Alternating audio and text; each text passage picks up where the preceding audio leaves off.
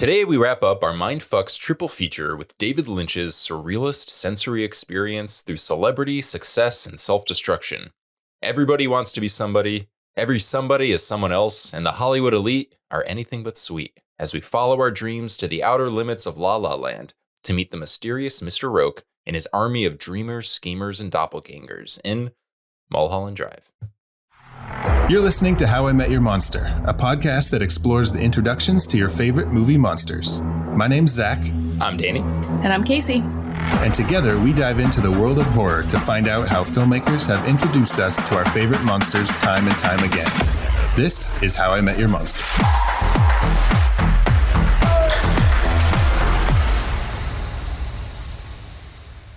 Welcome to How I Met Your Monster, the show where we discuss the introductions to your favorite movie monsters. Guys, let's wrap up Mindfucks. I'm surprised we made it this far. Let's finish fucking these minds. Let's finish fucking these minds. This is the end of our double feature within our triple feature. Mm-hmm. This is Mulholland Drive, our second David Lynch movie. Dude, this movie. Yeah. It's so good. It exists. I'm glad that we finally got to watch a movie where I'm like, I get it from start to finish. Everything makes sense, and I can just end this. I can watch the credits roll and just feel good about, knowing what I know, which is everything in this movie. Well, it's so funny because like throughout the first like half, maybe more until the third act, it's almost like, okay, a lot of this is like way just like over the top and like overacted, I guess. It's horribly acted. But there's a reason for that. It's on purpose. Horribly? Besides Laura Herring and Naomi Watts, yes, the people are not good. But it's in my... Well, it's... Oh my God, I was going to say in my circumcision. In any other circumcision? In my... Casey, tell us about your circumcision. Yeah. Well, I don't remember it. Is this, I was a very young lad. Circ talk with the boys? Hot dog talk, circumcision edition. I can't remember what the actual word is that I'm trying to think of. Your circumstance, your experience, in my guesstimation, estimation, whatever. Since none of it was real, that it would make sense that the performances were not very good. Well, so you say everybody except Naomi Watts and Laura Herring were bad. Well, I still don't think. Justin Theroux was all right. Okay. But I thought it was funny. there are like moments where things are like deliberately over the top, like the Billy Ray Cyrus. He's like playing. I don't know. It's like bad, but deliberately like. Yeah. I mean, I get it. But yeah. See, I thought it was funny that like I noticed like Naomi Watts' character was like over the top, optimistic, like old Hollywood, right? Until she starts like auditioning with Rita at the time. But then it was almost like Laura Herring was really good until she starts reading lines with Betty. And then she's and that's when I was like, okay, this is all on purpose. Yeah. And I thought it was really, well, yeah, really she good. Couldn't be a good actor because she's not an actor, quote unquote. Sure. In this movie. God, man. I have notes written down so that's obviously like it's Naomi Watts as Betty in the beginning, but I think I made a note for myself afterwards. And I wrote, when it shows the swing dancing in the opening, I was like, Diane's dream ? And I'm like, wait, did I write that because... It is Diane's dream. Though. But I guess that just depends on what your read is on who these people are and why they have different names. After that scene of them dancing, the first thing you see is the POV of somebody getting into bed. Yeah. And like kind of dropping face first into the pillow. Which is... Is that Diane killing herself at the end? I don't know. It's either that or her dreaming this whole thing up. Because I think there's something to be said about the idea of this movie. Obviously, David Lynch does a lot of these like dreamy, nightmarish movies. And he does a movie about Hollywood, which is the whole like concept is people chasing their dreams. And it's this, it's always like very glossy on the surface. And everyone wants to like join this club only to find out you hear all these like horrific stories about this industry, chewing you up and spitting you out. So like it's such like a fun, very on the nose like entry point into this type of story to kind of showcase the delusion of this particular type of dream? Or is it more like kind of like a commentary just on people in their own sort of like forced self-delusionment or disillusionment, I should say, of like chasing something that will inevitably destroy them? And this is just sort of like the subconscious kind of interpretation of that experience. Well, I don't know if you mean the movie in general or what the movie's trying to say. Because the movie in general, to me, was very clear about, she had her partner she was in love with Camilla, had her murdered, and then was upset about it. So she kind of was dreaming about this thing where it didn't really happen and where she's actually Camilla's savior and she's going to help her and all this stuff. And she does say, like, right after she moves into her aunt's apartment in the beginning, she says, "I'm in a dream." Oh, I feel like I'm in a dream. Yeah. She's like, because she's like happy to be in LA and all that stuff. Yeah. I think I came at this movie almost too abstract, where I was like, is this movie just sort of like, it's supposed to make you feel what it feels like to be on this journey of chasing your dreams in Hollywood, and sort of how the whole idea is you're an actor, so you're literally playing yourself. And they even kind of comment on that at some point later, where they were like, they do it quite a bit, like the idea of doppelgangers, and someone is playing this person and then they're not themselves anymore, and someone recognizes them in a different scenario where we placed someone else before. So it's this idea of just like loss of self and depersonalization that happens by joining an industry like Hollywood. And I think Hollywood can kind of be a stand-in for any sort of industry, I guess, or anything that someone kind of has to, in a way, sell their soul to join. Lose themselves. Yeah. So we're kind of seeing like this person's in the car at this point, but then we kind of like, and also there's like a cyclical nature to it. So it's like we're revisiting places we've been with someone else. So we're kind of seeing it's like when one person dies, they may be playing a different version of someone, but it doesn't matter because they're all kind of playing the same part. Like I know we're kind of getting ahead of ourselves, but like in my mind, like Mr. Roque sort of just represents the head of like anyone who sits in a position of power, like the elite who controls everything, without considering the well-being of the people that they use to make sure their industry is sustained. And it doesn't matter. It's like you're just sheep. You're just kind of like flocked in. It doesn't really matter. We decide who finds success. We decide who loses that success, and so on and so forth. And we're kind of just feeling like the push and pull of like how chaotic this is. No, I think that I didn't really care about this movie, good or bad, which is probably worse than disliking it because I don't have any feelings about it. So I think that it's a little... This is me crying. Well, sorry, David Lynch, but I think it's a little pretentious almost, like expecting people to feel that way about all of this when it's just fucking all jumbled together and like, you know what I mean? I don't know. I think that it's just it's too much. If you're getting all of that from this, it is insane, I think, to assume that... What? No, you're not insane. You're not insane. I'm not done with my thought. Insane. Okay. It's insane to assume that the average viewer of this film could have any fucking idea what you're trying to say with this. I think that's absurd. I don't think that's realistic at all. And maybe he doesn't want people to know, but if you want people to feel something from it, you have to be able to do it in a way that we can understand. Because I didn't get any of that from this. I think that a big part of it for me was this is our Mindfucks triple feature. So I had never seen this movie before, but I knew that since it was a mindfuck, quote unquote, something was going to be off, right? So I can't say that I knew what was happening, but your first thought is, what's the biggest mindfuck that this could be? Oh, that none of it's real. So I was already thinking that. Like watching this movie. So like, I guess time and, having this kind of expectation was already there for me, which may have ruined part of it for me. But yeah, I just don't. It's interesting because Eraserhead is also like super, super abstract, but it's still very obvious as to what it's saying. I think you can connect threads together. Yeah. Yes. Even if it is abstract. Right. But it's still easier the emotion is really there in that movie, and in this one, for me, it just really was not.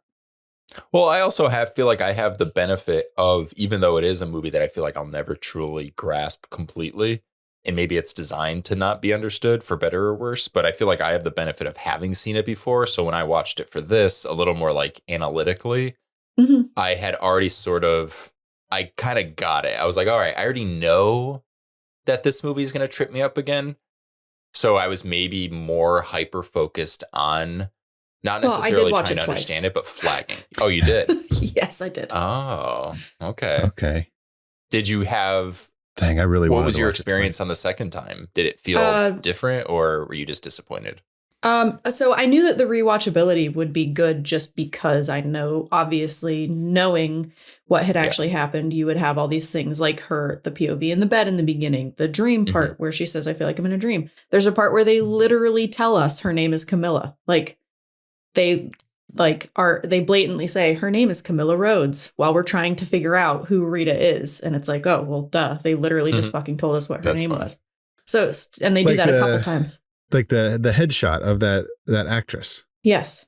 They say, and it's like it's right after Rita's like, oh, I don't know who I am. And then there's this scene where they say, right after that, they show her head. Oh, her name is Camilla Rhodes. And then later, Camilla Rhodes is doing the audition, and Justin Theroux looks at the guy. He says, this is the girl. Oh, that's the girl. That's the girl that we're trying to figure out who she is. It's Camilla Rhodes. Like they literally tell you. Oh, I see.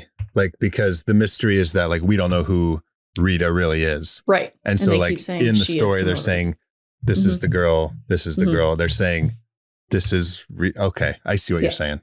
Yeah. So that's interesting. Like that's cool. Right. And that I do like that. Right. But that's the kind of stuff and even like the performances that I said were like over the top and not good. Like I realized obviously the second watch why that was happening, because this is all being fabricated by, Diane.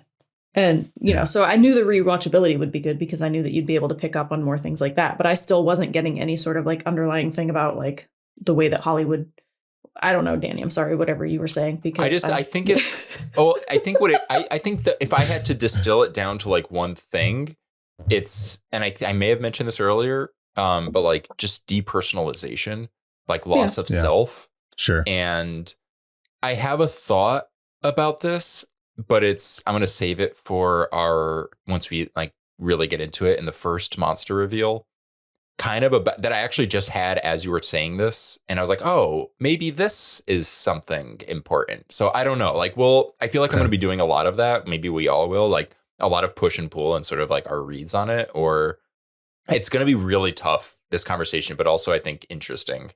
Yeah. Because we have and Zach, I don't even think we got your full, like, at least general understanding or take on this, because I'm really curious, even if the read is, this meant nothing to me, this is so confusing, or I have a very specific thing or not.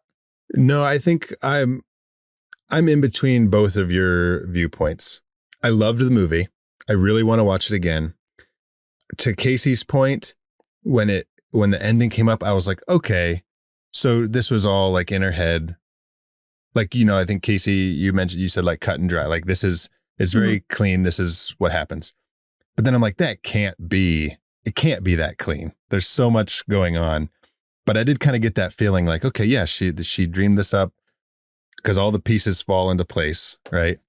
But then you get like the thing at the end with the little, the old people that like are really little and they get big and then they chase her and the thing. And it's like, okay, I mean, I guess that could be part of the dream obvious. too. But at that point, we're like at that point, like the quote unquote dream is over and we're like in her reality. So like, what is that about?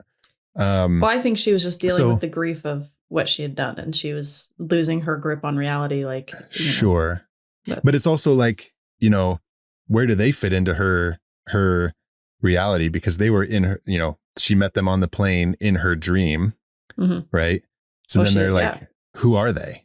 Or is she just a person from her? Because when they meet, when she's like walking out of the airport with Irene, I thought, I was like, oh, is that like her grandmother or something? Yeah. They're so close. And then she's like, wow, it was so nice to meet you. So it's almost like.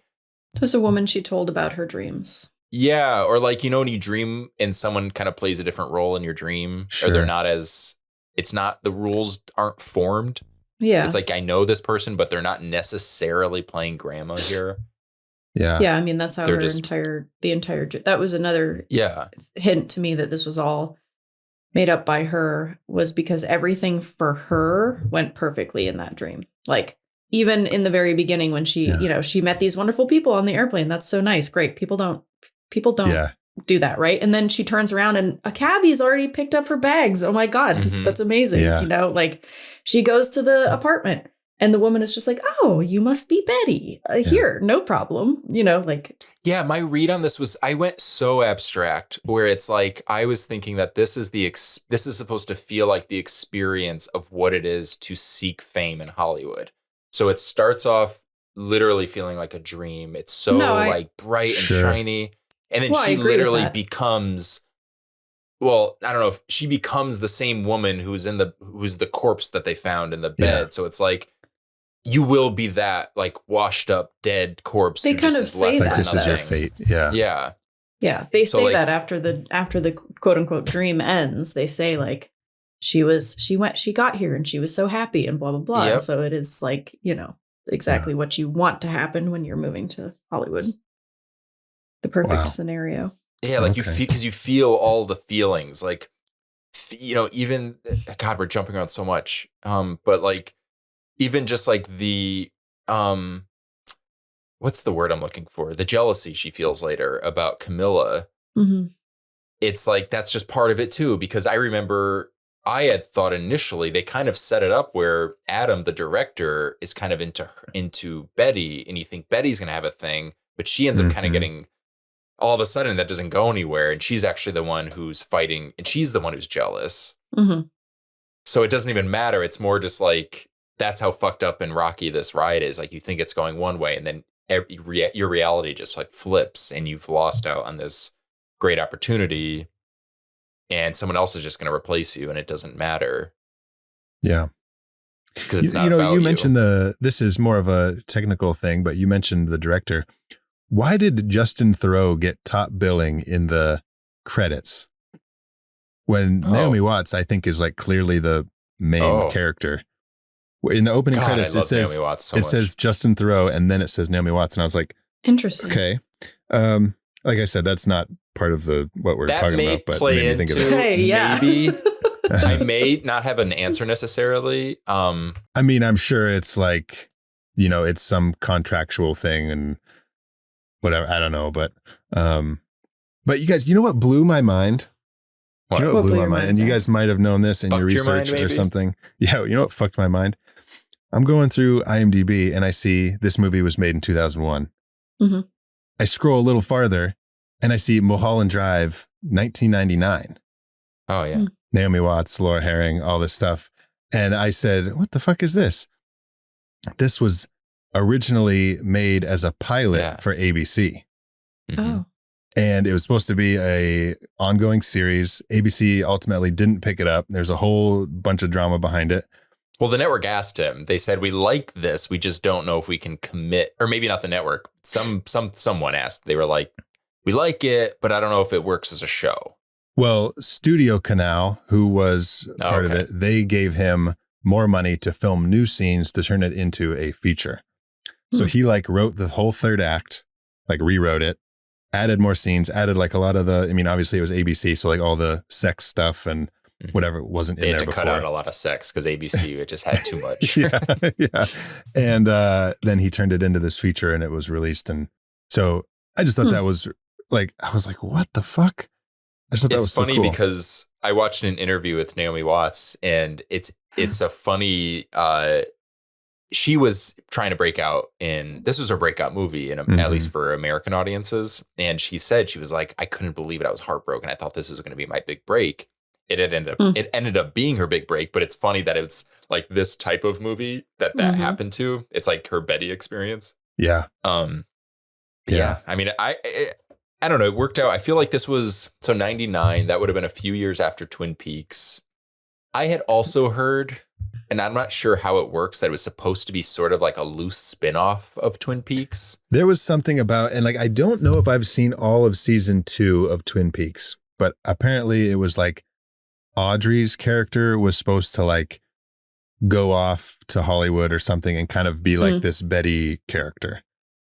And I've heard multiple stories about like, some are saying Lynch had this idea with Mark Frost that they were going to do this spinoff and it was going to be about Audrey and all this stuff. And then I saw a thing that Lynch said, he's like, I don't remember that conversation. We might have talked about it like in passing, but it was never like a full on plan that we were going to do. So it's interesting because Twin Peaks plays with like specifically female characters playing, like being doppelgangers or playing the same character or pretending to be the same character. Yeah. Oh my God. Like the Casey, I was thinking of you when thanks. When Rita at the time, I guess, puts on the wig, right? Yeah. And you're always talking about bad wigs in movies. And I was like, it was so, I mean, obviously in this movie, you know, it's a wig. It's not like they were trying to hide it. Right. But, you know, and we'll get there. Like you said, Danny, we're jumping around, but since we're talking about this, she's like all upset and she's like starting to cut her hair. Mm-hmm. And Betty says, I know what you need to do. Let me help you. Let me help you. So then it's like, okay. This bunk ass wig. Well, no, I thought she was going to like cut her hair and then put the wig on. Yeah, I know. But she puts the wig and then later she takes the wig off and her hair's still like long. And I was like, what did you help her with? Just like put the wig on her head? Yeah. Oh God, it was funny. But I like to think that like this movie has, you know, like in movies, there's script supervisors. When you're making a movie, there's script supervisors and their job is to make sure that there's continuity. I feel like the job of a script supervisor in a David Lynch movie is to make sure there isn't continuity. Yeah. So if something does line up, they're like, no, wait, that's too much like the last take. That's too simple. Get out of here. But the people are going to know what's going on. We can't do that. Yeah. I've been like, you know, I've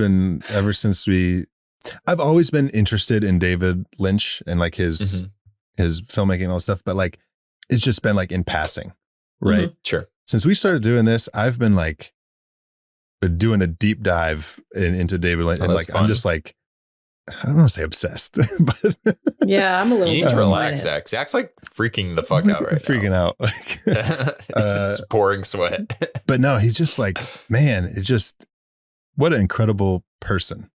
Right. Just what an incredible human being that lived. And it's wild.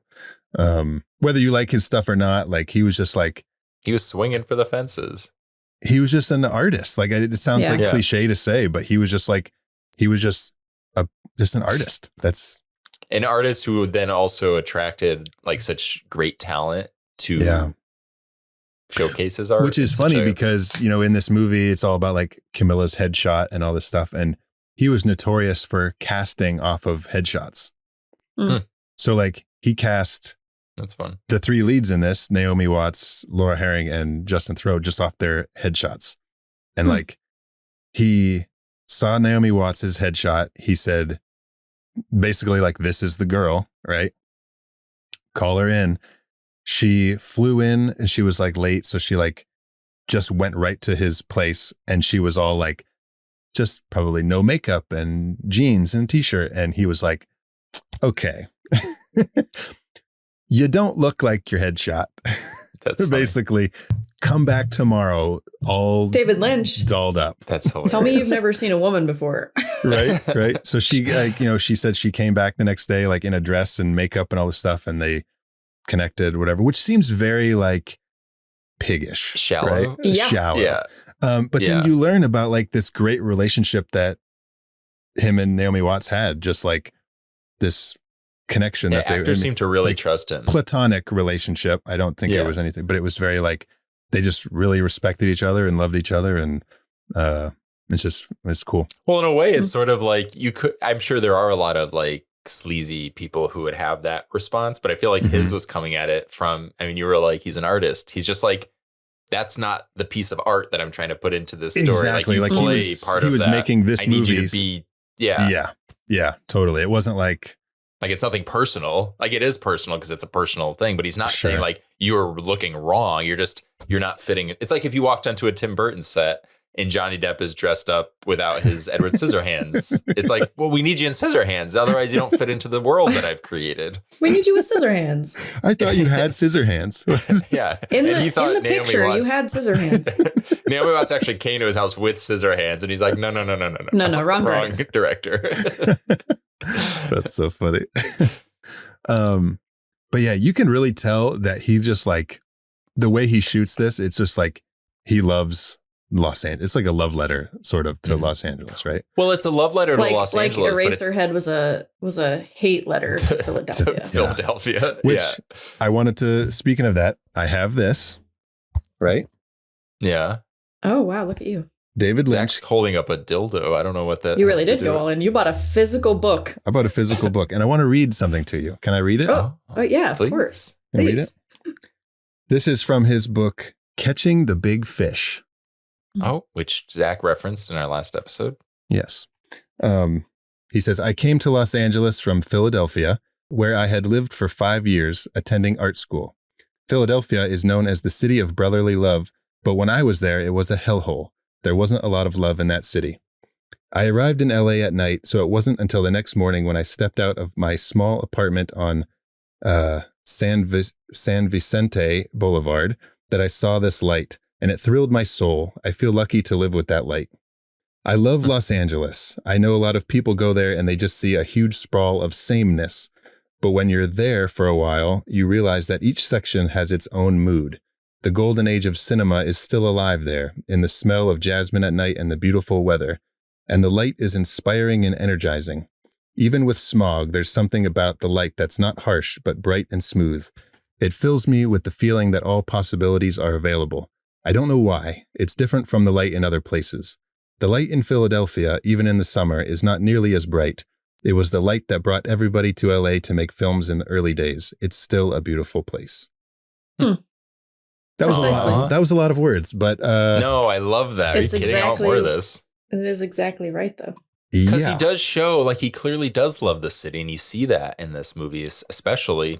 But he also is, like, honest about it. You know, it's not all glitz and glam. Sure. He's willing. I mean, literally, like, there's a scene where he's just going to check out, like, a dumpster outside of this, like, kind of, like, generic diner. And you see the seedy people who also exist within this city. You see all of it.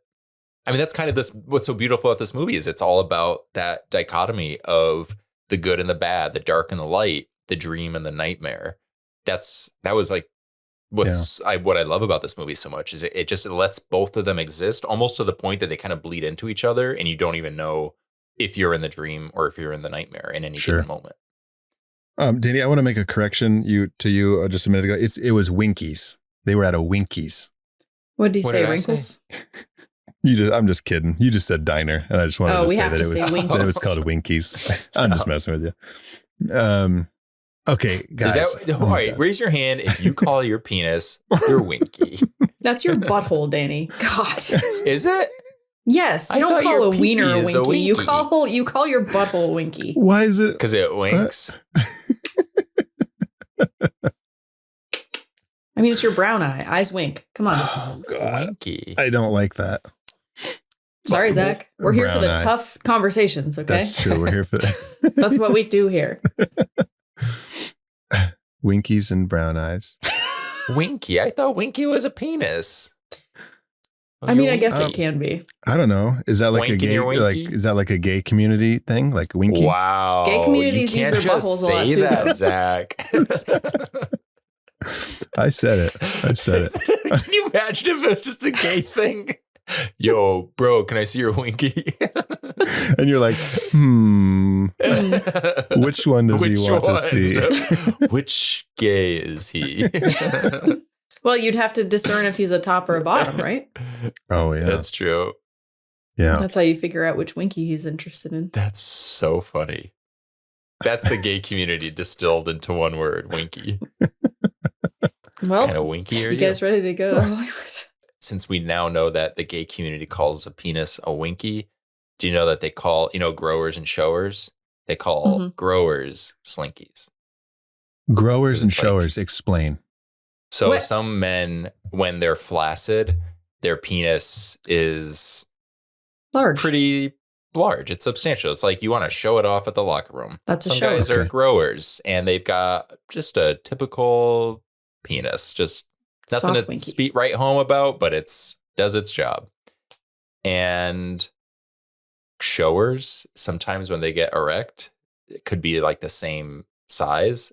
Growers, on the other hand, like you see the real potential of a penis. Yeah, it's like a slinky, a winky slinky. Gotcha. When it's flaccid, they're just like, okay. But when they grow, it's Zach is low key like bragging that he's a shower because he's like, I don't understand. Like, what the fuck's the difference? It could grow. This beast is just fucking showing up all day, all night. That's not what I was doing. I was confirming. I was confirming that you got a hug.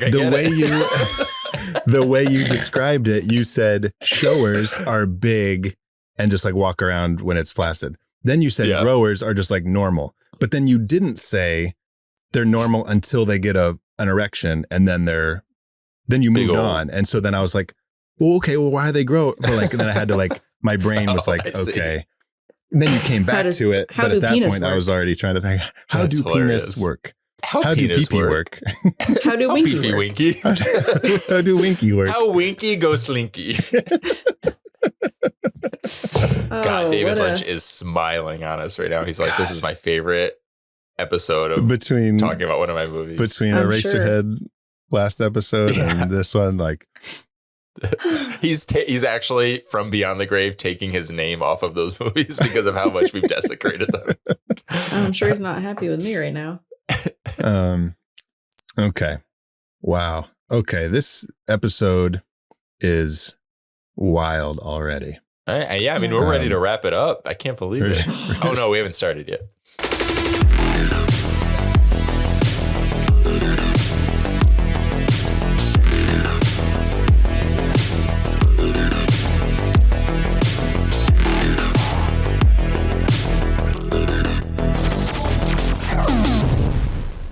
Okay, so here we are in Hollywood. We're here. We're getting off the plane, maybe. We're meeting some old folk. Oh, I need sunglasses. It's so bright. Yeah. I have transition lenses because I'm a nerd. Actually, it's because I'm really cool and I drive a convertible. And so it's like... Exactly. I get that. I'm serious. Hair flowing. That is why I have them. You have a little car. It's a convertible? Yeah, I have a little car, yeah. Yeah, it's a convertible. Mm-hmm.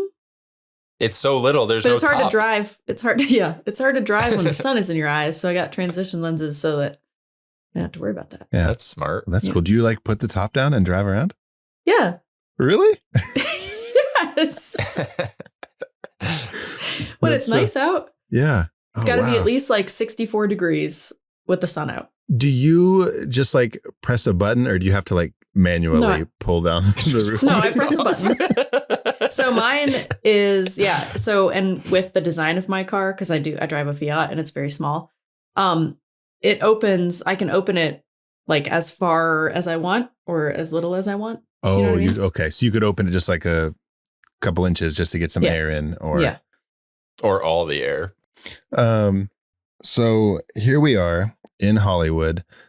For Mulholland Drive, we have 6 monster reveals. They all may be monsters. None of them may be monsters. I don't know. But we've got 6 of them. If you're new to the show, a monster reveal is any time that a monster in the movie is revealed to a character or to us as an audience. Danny, this was your pick for Mindfucks. Can you read the synopsis from IMDb? Sure. After a car wreck on Mulholland Drive renders a woman... That's the name of the movie. Wait, that's the name of the movie? That's the name of the movie? I didn't mean to interrupt you. I'm sorry. No, I'm having trouble. I've never read the word amnesiac in this context. So after a car wreck on Mulholland Drive renders a woman amnesiac. So it renders her amnesiac. Interesting. Doesn't that sound... Am I like losing my mind? Ah. It renders her. I want to say like amnesic. Maybe that's how you pronounce it. Oh, maybe. After a car wreck on Mulholland Drive renders a woman amnesic, she and a Hollywood hopeful search for clues and answers across Los Angeles in a twisting venture beyond dreams and reality. Yeah. I love when she's like, let's go do this. Like, let's go find out. She's like, it'll be just like in the movies. And it's like, there was a little bit of that like overacting stuff from her, which, we talked about was intentional, but it was like, everything in this movie is like a nod of how we romanticize old Hollywood. Yeah. Like down to those moments where they're like, quote unquote, overacting. But even there was a part of the movie where I was like, why does Naomi Watts' character look so familiar? And immediately... Because you saw her in I Heart Huckabees. Sorry. Yeah, I watched her in I Heart Huckabees the day before. Well, what's funny that you say that about I Heart Huckabees is because I was talking about depersonalization, and there's a really famous scene. There's a scene that I really like in I Heart Huckabees. It's famous in your mind. Famous scene. Because it's all about like existentialism. Yeah. And Jude Law's character... he says something or someone says it to him and they're like, you have to act like yourself. And he's like, how am I not myself? And then he goes on this like for like a minute. He just keeps saying it out loud. He's like, how am I not myself? It's kind of like how when you say a name over and over, it starts to sound insane. And he's like, how am I not myself? How am I not myself? Because the idea is like, you are yourself. So like, what does that even mean? Yeah. So I don't know. That's funny because she's in that. And she also has like she is the famous line where she says, Fuckabees, and they freak out because they're like, I know people like hate that movie. I love it. It's Casey, have honestly you not seen a great movie. No. It's so weird. It's good. It's got a big cast and it's funny. No, but this idea of like old Hollywood romantic. It's also very film noir. Romanticizing. Yeah. So, but even that makes sense. Naomi Watts' character, that's what I was saying. Okay. She reminded me of something, an actor. And I was like, oh, I got it. She reminds me of Tippi Hedren in The Birds. Like even her outfit, she was wearing like this gray, like piece. Her hair was this big blonde. Obviously, Hitchcock is famous for like loving his blonde starlets. Yeah. And I Googled it. I just wrote Mulholland Drive, Tippi Hedren, Naomi Watts. And apparently that was a thing where I don't know if it was her necessarily her choice or David Lynch's choice, but it was specifically like taking inspiration from the Tippi Hedrens of that day. And like, so it's like, she is playing this Hollywood actress. It's like the same outfit. Like you said, when they're like investigating the house with the corpse in it. And even little things like the movie being called Mulholland Drive. One of the most famous movies about the Hollywood industry is Sunset Boulevard. And then the character, Coco, almost feels like, at least at the beginning, reminded me of like a Norma Desmond, where it's like, she is this Hollywood like elite, but it's like no one really knows who she is, but she acts like she's the star. Yeah. Well, that was Ann Miller, who was like a really famous, like back in the heyday of Hollywood. She was like a big star. And this was her last role. Oh, no. She died maybe 2 years after this, I think. Wow. I loved her. She was one of my favorites. She was really good. Yeah. Yeah. But yeah, she gives off that, like, I mean, obviously because she is one of those old stars, but like she gives off that presence to just like, but she was a really good character. I kind of thought like something was going to turn with her, but it kind of does, but it doesn't do it in a way that is like logical. Like she shows up again kind of as a different character. Oh, yeah. In the quote unquote reality at the end. Yeah, but it's not in the way that like, you would think like, where's her character building to? That seems like the most clear just from what the setup was. But I'm sorry, I'm pulling us all around. And oh my God, yeah. Did you finish the synopsis? Yes. Have I started the synopsis? Yeah. Did this version of I have amnesia? Is still reading? I'm a romantic amnesiac. What does Amazon Prime say about this synopsis? Specifically Amazon Prime. Well, yeah, Amazon. Because we've compared them a couple times. Yeah. An aspiring actress seeking fame. Wait, it literally just disappeared. An aspiring actress seeking fame in the City of Angels comes upon a strange woman battling amnesia after a car crash. Together, they set out to uncover the mysterious stranger's identity in a reality-defying journey from avant-garde director David Lynch. Okay. A little wordy. I feel like the other one... I'm going to go to Letterboxd now, just for the hell of it. Blonde Betty Elms has only just arrived in Hollywood to become a movie star when she meets an enigmatic brunette with amnesia. Meanwhile, as the two set off to solve the second woman's identity, filmmaker Adam Kesher runs into ominous troubles while casting his latest project. No. No, Letterboxd. You did not deliver on this one. That ain't it, bruh. That ain't it, bro. Bruh.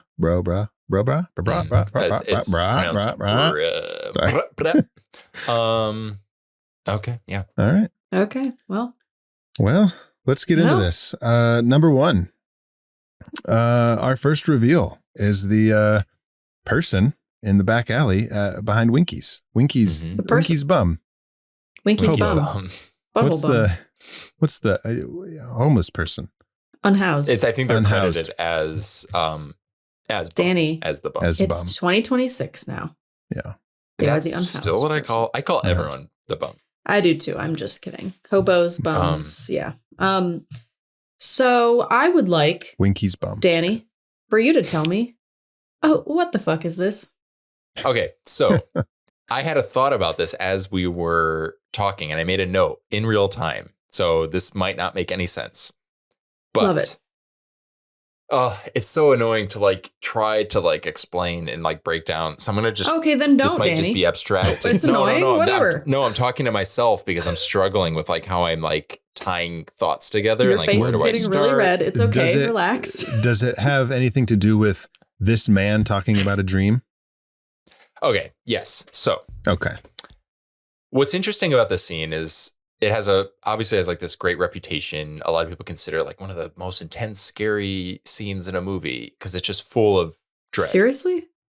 Oh, really? God, I remember the first time I saw this. It just it felt like having a nightmare where you're I don't want to see that thing in my dream and you have no control. And why am I walking toward it? I don't want to see it. And then it shows up and. Well, the one thing that I loved, and I try not to try to derail you, but I love that as we were going towards the back alley, you could see on his face that he was recognizing all these things from his dream, knowing that it was coming. Yeah. But he didn't say oh, this was in my dream, or and this is this I've seen this before. You just saw it in his eyes and in his facial expressions. And he was oh, this dude is terrified. I understand, but to the viewer, I do not think that this is scary at all. Okay. Well, I have a question because I have some things to unpack here. Are we ever told who these characters are, Dan and Herb? No. Mm-mm. Okay. Because we see them later when it's either Betty or Diane is in the diner and she looks up and she sees Dan at the counter looking at her in the same way that he says he sees the guy. He's every time I have this dream, you're standing at the counter staring at me. Right. Mm-hmm. I have nowhere to go with that. Okay, cool. Perfect. But my thing is, you're right. Yeah. David Lynch had said that this is based on a real dream that he had. And he wanted to put it in with this, evoking the same kind of spirit, energy, and fear that he felt when he had the dream. So then it made me wonder, because we were talking earlier about this movie being this sort of, nightmare vision or of what the experience is to succeed, or at least try to succeed in Hollywood. So I was okay, if this is about a dream that he had, what if and this is all about the film industry, what if this character, Dan, is someone within Hollywood like a David Lynch? What if he is a director or a writer or someone who is, quote unquote, complicit in this nightmarish journey of stardom? Mm-hmm. And then I wondered if it was supposed to be about kind of more about self-reflection. If I'm going to tell this story, I need to kind of acknowledge the fact that I too am complicit in this nightmare world that could be good, but is sometimes bad. Yeah. So it's sort of like, this is about him, his experience in the story. So he's kind of written himself into it to make sure that there is like, he is aware of the fact that he's part of the machine. So if we're going to enter this story, we're going to enter it through my perspective, through my nightmare. This is how I feel about it. It's the good and the bad. You know, we even talked about, you said his love letter to LA, but we still see the seediness. Mm-hmm. He's like acknowledging that it all exists as one. And unfortunately, Hollywood can't exist without the dark side of it, the saltiness. And then that made me think of when you were talking about why did Justin Theroux get top billing? Maybe that was like an inside thing of like, of course, the guy who plays the director gets top billing. It's this like egotism and it's this, but it's part of self-reflection. It's like David Lynch is putting himself at the forefront of this story to be like, I'm not just commenting on I can't comment on this industry without also commenting on the fact that I am part of it for better or worse. So I don't know, like, I'm sure there's a way to tie that in later. Like, is it supposed to be that like, I don't know, like, why does she see him later at the counter? What does it have to do with him seeing the other guy at the counter? I'm not totally sure about that, but I feel like there could be something there with like him putting himself into the story. Does that make sense? Like maybe not sense, but does that like, I don't know, like that was my like, if it had to be something, because it feels so disconnected from the story. I understand what you're saying. The making sense part, I'm trying to like, I'm more so trying to connect it to like her dream. Mm-hmm. And then because, you know, when you brought this up, it was the first time I remembered that like, oh yeah, she's in the same position that he was in later. We're looking at him at the counter and I'm trying to make that connection. Well, I think it might be helpful to think like, what does the bum represent? Because later we see her with the blue box. Yeah. So there is this like connective thread. And like, is that sort of, you know, you come to LA to like chase this dream, but in the same way that becoming a famous star is a possibility, losing everything and even yourself and like having no resources is also a possibility. And he even says like, I came here to the cafe to make sure that the bum from his nightmare is not there because he quote unquote wants to get rid of this god awful feeling. You could read it like one read is like of him being like, I know I'm part of this. I just want to go there so that I can see in the real world, the bum's not really there. There's nothing to be afraid of. It's almost like this fear that I have, this complicit feeling that I have of being in this industry. It's just in my head. It's not real. I'm overthinking it only to see it and go, fuck, it is real. Like I am in this. The nightmare is the reality. Like you can convince yourself that it's all glitz and glam, but in reality, people do lose quite a bit on this journey. And if you're part of it, you're part of it. Doesn't mean you're like actively being like trying to hurt people, but you are part of the system. Like I'm not saying that's like clear cut, like, oh, therefore like that is the role. I do think there is still that like the dreaminess of it all. Like maybe it's not all clicking together so neatly, but that's us just talking about it and me trying to figure out what that was. I was like, oh, maybe there's something there. Why did, and I'm going to jump, I'm still staying here with the person in the back alley, but I'm jumping to the end when we see them. What was in the box? She opened the key. Why did she have the box? Mm-hmm. And when she opens it at the end, is it the funky looking key that's like a mysterious looking key? Or is it like the keys. Real like Home Depot blue key? Home Depot. You know what I mean? Like actual key. Well, the second they open the box, they kind of are pulled into this other reality, right? So does opening the box when she opens the box to the reality, or does it put them when the box is opened with the special key? That's when we start to see the reality of things, and like Betty or the nightmare of Camilla things. Like opens the box and Betty like disappears. She like can't find her. She's like Betty, and then she opens it. We go into the box visually, and then when we come out, we're in this world where Betty is actually Diane and all this stuff. Maybe it's just supposed to be like a really dramatic like representation of what we're like willing or able to, or what we have to kind of sacrifice on the journey to this sort of success. It's like, are you willing to turn the key? Like the fact that it's blue and like is maybe just to kind of like get our reaction, like this thing is important and almost has like a almost feels like holy and like so significant and otherworldly. When in reality, it's like if you're willing to turn the key, if you're willing to dive into the rabbit hole, you know, these are the things. It doesn't mean you're guaranteed success. Like you will have to sacrifice either part of your soul or part of yourself or the people in your life. Like you are going to become, you're about to transcend essentially. Are you willing to? And I don't know, like the key thing, like maybe the fact that it's like a different key is just sort of the romantic. Why can't I say that word? Like I get the beautification of it all. Laughing at you, just like glazed over, like fuck, I have no idea what's happening. Kind of look, you're like, I don't give a shit about this movie. I don't know what's going on. Like everything feels like, even the box and the shape of the key, it all feels so other and alien, especially to someone like Betty. Well, it's a dream. But I mean, like if you just wanted to zoom out as like, what is it supposed to represent? My read on it was like, it's supposed to feel different because it's so far from like her reality, wherever she flew in from.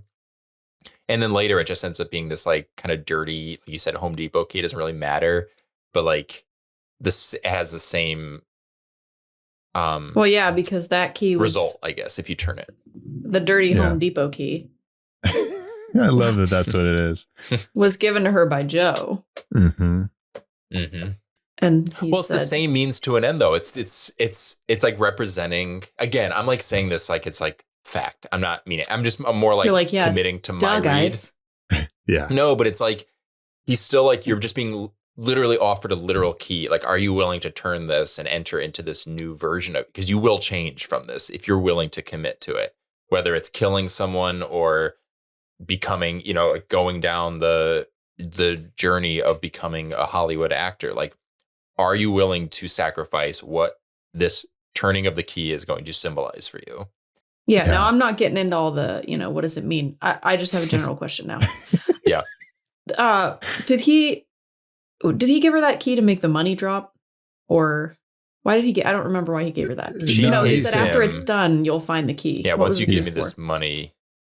Once you give me the money, saying, like once you paid for it, like I'm doing it. Yeah. And he said, once you get, God, this is another reveal that we're not even at yet. This is a later. Oh, then reveal. don't talk about it. I don't remember what the reveals were. I don't have a clue what's going on. We can talk about it later. No. It may as well be now.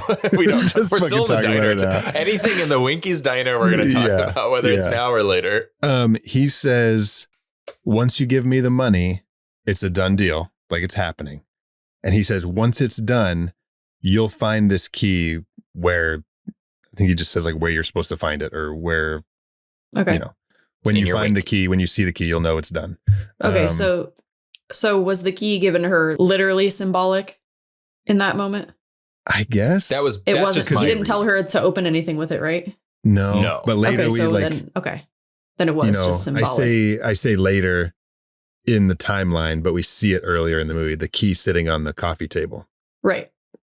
But I'm saying like, you know, because he can't text her and be like, I fucking killed her. Yeah. So the key is just symbolic at that point. Yes.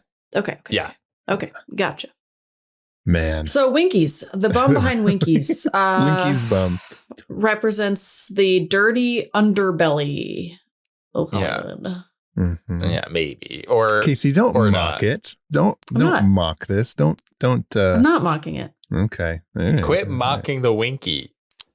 I love the Winky. Wait, what is Winky now? I love who gives a shit? I don't care. Buttholes, wieners. I love buttholes and wieners. Whatever Winky you're handing me, I'm gonna that's right. Enjoy it. I'll do something with it. I'll do something with it. Just give me a blue key. I'll do something with it. So like never met a Winky I didn't like. Is Winky supposed to be like Denny's? Is that like is like Winky? I don't know. I think there's just a lot of like those kinds of diners in LA. I'm gonna look it up. Yeah. Or is it like, because it was very reminiscent of like a Denny's sign, and I wondered if it was supposed to be famously, I don't know if it's the same. I'm assuming, and now that I think about it, it's the same diner. But when he passed away, they left a whole memorial like flowers outside of a diner that he frequented. Yeah, it's not real. But. Okay. But sweet. Is there something to be said? Now, again, this is something where maybe I could have done a little bit of deeper diving on. I don't think you need to. I don't think you needed to do that. We've got plenty. Okay, well then it's up to you guys. That if you don't have it figured out, I'm not. Where David Lynch feels complicit in this, I'm just removing. I'm exalting myself. The color blue. Lynch has that movie. Lynch likes to play with this idea of here's everything that is presented on the surface, like in Blue Velvet, suburbia, and like the splendors and simplicity of suburbia, only to realize like actually at the heart of it, there's, like anywhere else, it's Philadelphia in the 1960s or 70s or wherever he lived. There's like and obviously darker things happening. Yeah, it's like literally Blue Velvet, and it's like it just so happens to be the same color of the key is that shade of blue. And I just I don't know if you guys know if there's like a connection with Lynch with this color specifically or what it could symbolize. I don't know, but we also see later when they're in the theater, there's that woman in the balcony and she's got that same color blue hair. Oh yeah, she does. And I saw a thing about, that was his script supervisor, I believe. It's funny you mentioned script supervisors earlier. I think it was her that like he called her into the room and he just looked at her for a while and then he didn't say anything. And then he called to wardrobe and he said like, how long does it take to make someone's hair blue? How long does it take to get a Victorian dress? And the wardrobe lady was like, well, I need to know who the dress is for. And the casting director is standing or the script supervisor is standing right there. And he's like, it's for so-and-so, but I haven't told her yet. She's like, that's fun. Oh, but she said like, David, I'm not an actor. And he said, it doesn't matter. It's modular. And so You're I was like, though you can sit. And so I'm like, okay, it's modular. So then it's like, that's just like a building block to this world, right? There's an accessory to this. And so just thinking like the blue hair, the blue key, what does it mean? I think she represents the box in that moment probably because that's when they're at the theater right before the box gets opened and they're literally telling you in the theater that nothing is real. Right. Like there is no band. It's like, right. Yeah. So that she probably like literally represents the box. Okay. I think. I like that. God. Oh yeah. We need to get to that scene too. That's the thing of like this idea of everyone sort of like the journey toward stardom is kind of represented by all these different types of people, but is also conflated into this one experience, this like surreal experience where like the woman on stage singing a song about crying, but she's on stage. So she's kind of made it, but she also like falls asleep and she's still singing. Yeah. Which means it was, they were like, it's all on tape. Like it's all recorded. Yeah. Everything's pre-recorded. So is that like your fate, your destiny? Like it's all. Yeah. You're just like an entity. It's not about you. It's about what you put in. Like it's your art. Like you're not important. It's like your the talent. thing's going to keep going. Yeah. Whether you're here or not. It's the Norma Desmond thing. It's like, it's the pictures that got old. Like, yeah.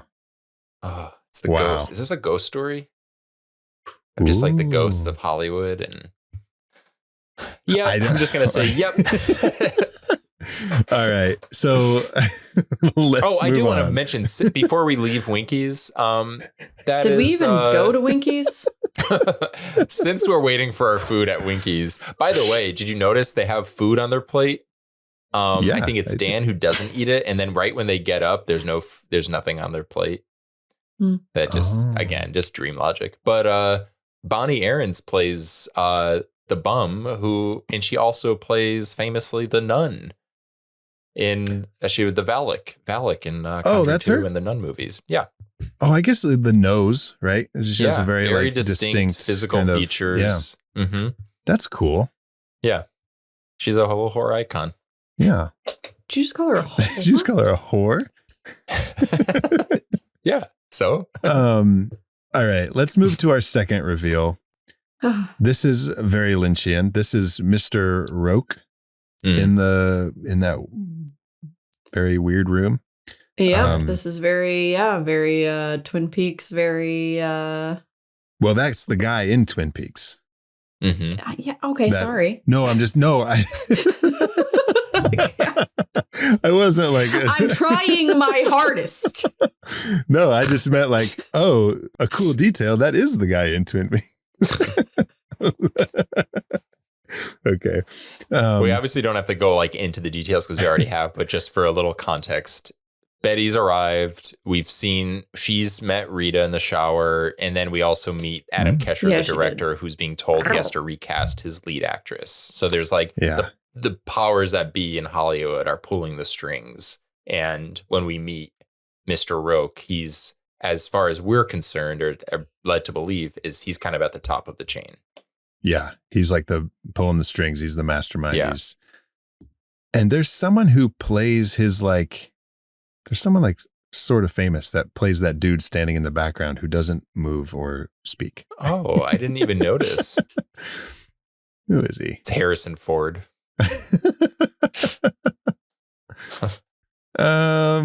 Talk about what you're going to talk about, and I will.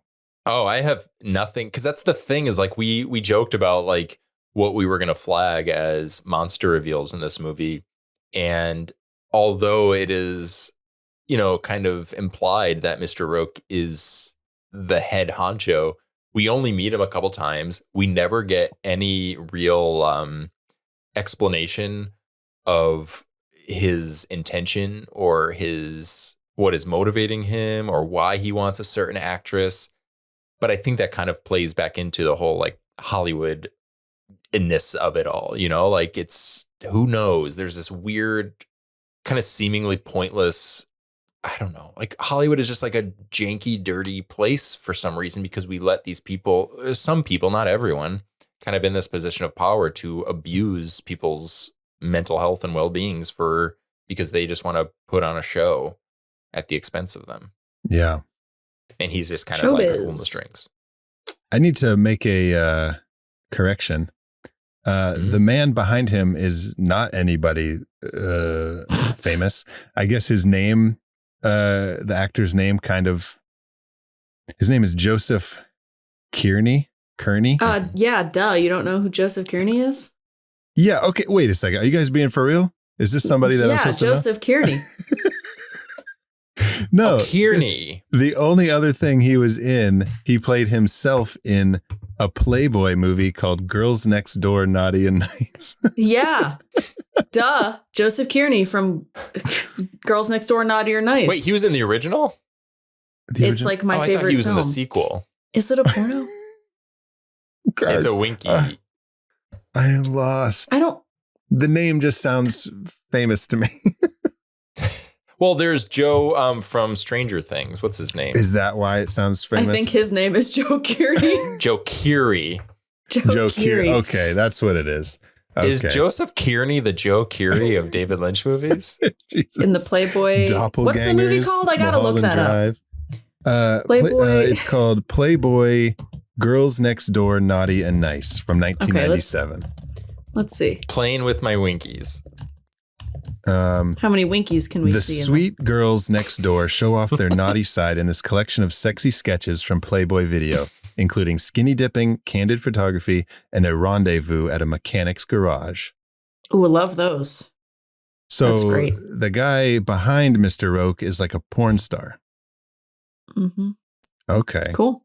Interesting. Well, wannabe. If he was only in one, can we really call him a porn star? Exactly. That's true. Oh, I just looked at this is kind of random, but also not. But throw it in this episode. In the scene throw it in. Throw it in the pot. Before we meet Mr. Roque for this reveal, we have the scene with the Dan Hedaya scene. The Castiglianis are telling Adam that he's got to recast the lead. Yeah. This is so stupid, but Adam, Justin Theroux's character, he sounds almost exactly like Riff Raff in Rocky Horror when they give him the photo and he's like, "What's the photo for?" Do you remember that? It's so weird. Yes. What's the photo That's for? it. It's just so weird. The other brother the one who drinks the espresso, who like spits it out, and he like, that was very interesting. That is Angelo Badalamenti. That's him? He's the composer of like the famous Twin Peaks score. Cabin Fever. And I know he's more famous for David Lynch movies. That's right. He did do Cabin Fever, didn't he? Mm-hmm. But he did the Twin Peaks score, and he did this. And that's him. That's a little cameo, I guess. He drinks espresso weird. He spits it out. He he spits it out into a napkin. Yeah. Instead of back into the cup. I love that. I feel like that's David Lynch like rolling his eyes at like meetings he's probably been in where someone probably complained like, oh, this is a shitty espresso. And he's probably like, what? Drink the espresso, guys. Yeah. What are we doing here? Yeah, Can we please move on? When you make somebody spit a drink into a napkin, it makes them look like a big fucking idiot. Yeah, totally. It's so disgusting. And and he just keeps going. And I love how the guy's like, this is the best espresso. It's like, what does that even mean? Like, it's just so funny because I don't know. There's so many moving parts to like pulling a good espresso shot that like someone just saying, oh, this is the best kind. It's so surface level of like, what the hell are you talking about? Like, you either poured a good shot or you didn't. It's not gonna be that different. What a jerk. Yeah. Gross. You gross jerk. What a gross jerk. Okay, so we've established this is like the main, quote unquote, main baddie, I guess, in the movie because he's the head of Hollywood. Yeah, the main baddie that you see for 45 seconds in this. Because then he says, "We're gonna shut it all down." Yep, they're gonna shut down the whole production of Adam's. But he's also like very vague. I'm sure that means something else too. Shutting it down. Yeah. Oh, like pop a cap.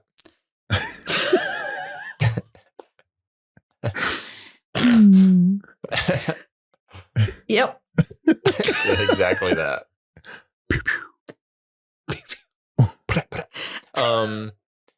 No, I just mean I'm sure that if we want to get into it, that we got to shut the whole thing down is probably some sort of metaphor for something else wholly in this film or within Hollywood or whatever. Well, the whole thing about shutting it down, they were going to shut down the whole production. They were going to fire everybody because they wouldn't pick. He refused to pick Camilla Rhodes for his lead. Mm-hmm. Mm-hmm. So what was that about? Why is she so like? Why is Camilla Rhodes, because who ultimately is Rita, who wanted to have her killed in the opening? Because they're telling us that she is the girl. I mean, I think that's what it is. Yeah. And yet we're to assume that this whole story is about her. Oh, Danny, you said who wanted to have her killed? Wasn't it Diane? Yes. Oh, so we're just circling back in on ourselves. I think so. Yeah. I think so. Oh my God. Because in the beginning, that scene was a scene where Diane was going to a party. In reality, the real part of that was Diane was in that car with those people going to that party where Camilla going to Adam's party. They stop and she comes out of the woods and she's like, come with me. It's a surprise. Camilla takes her through the woods. So that's the quote unquote reality of that, where that scene came from in Diane's head. Yeah. In the dream, it's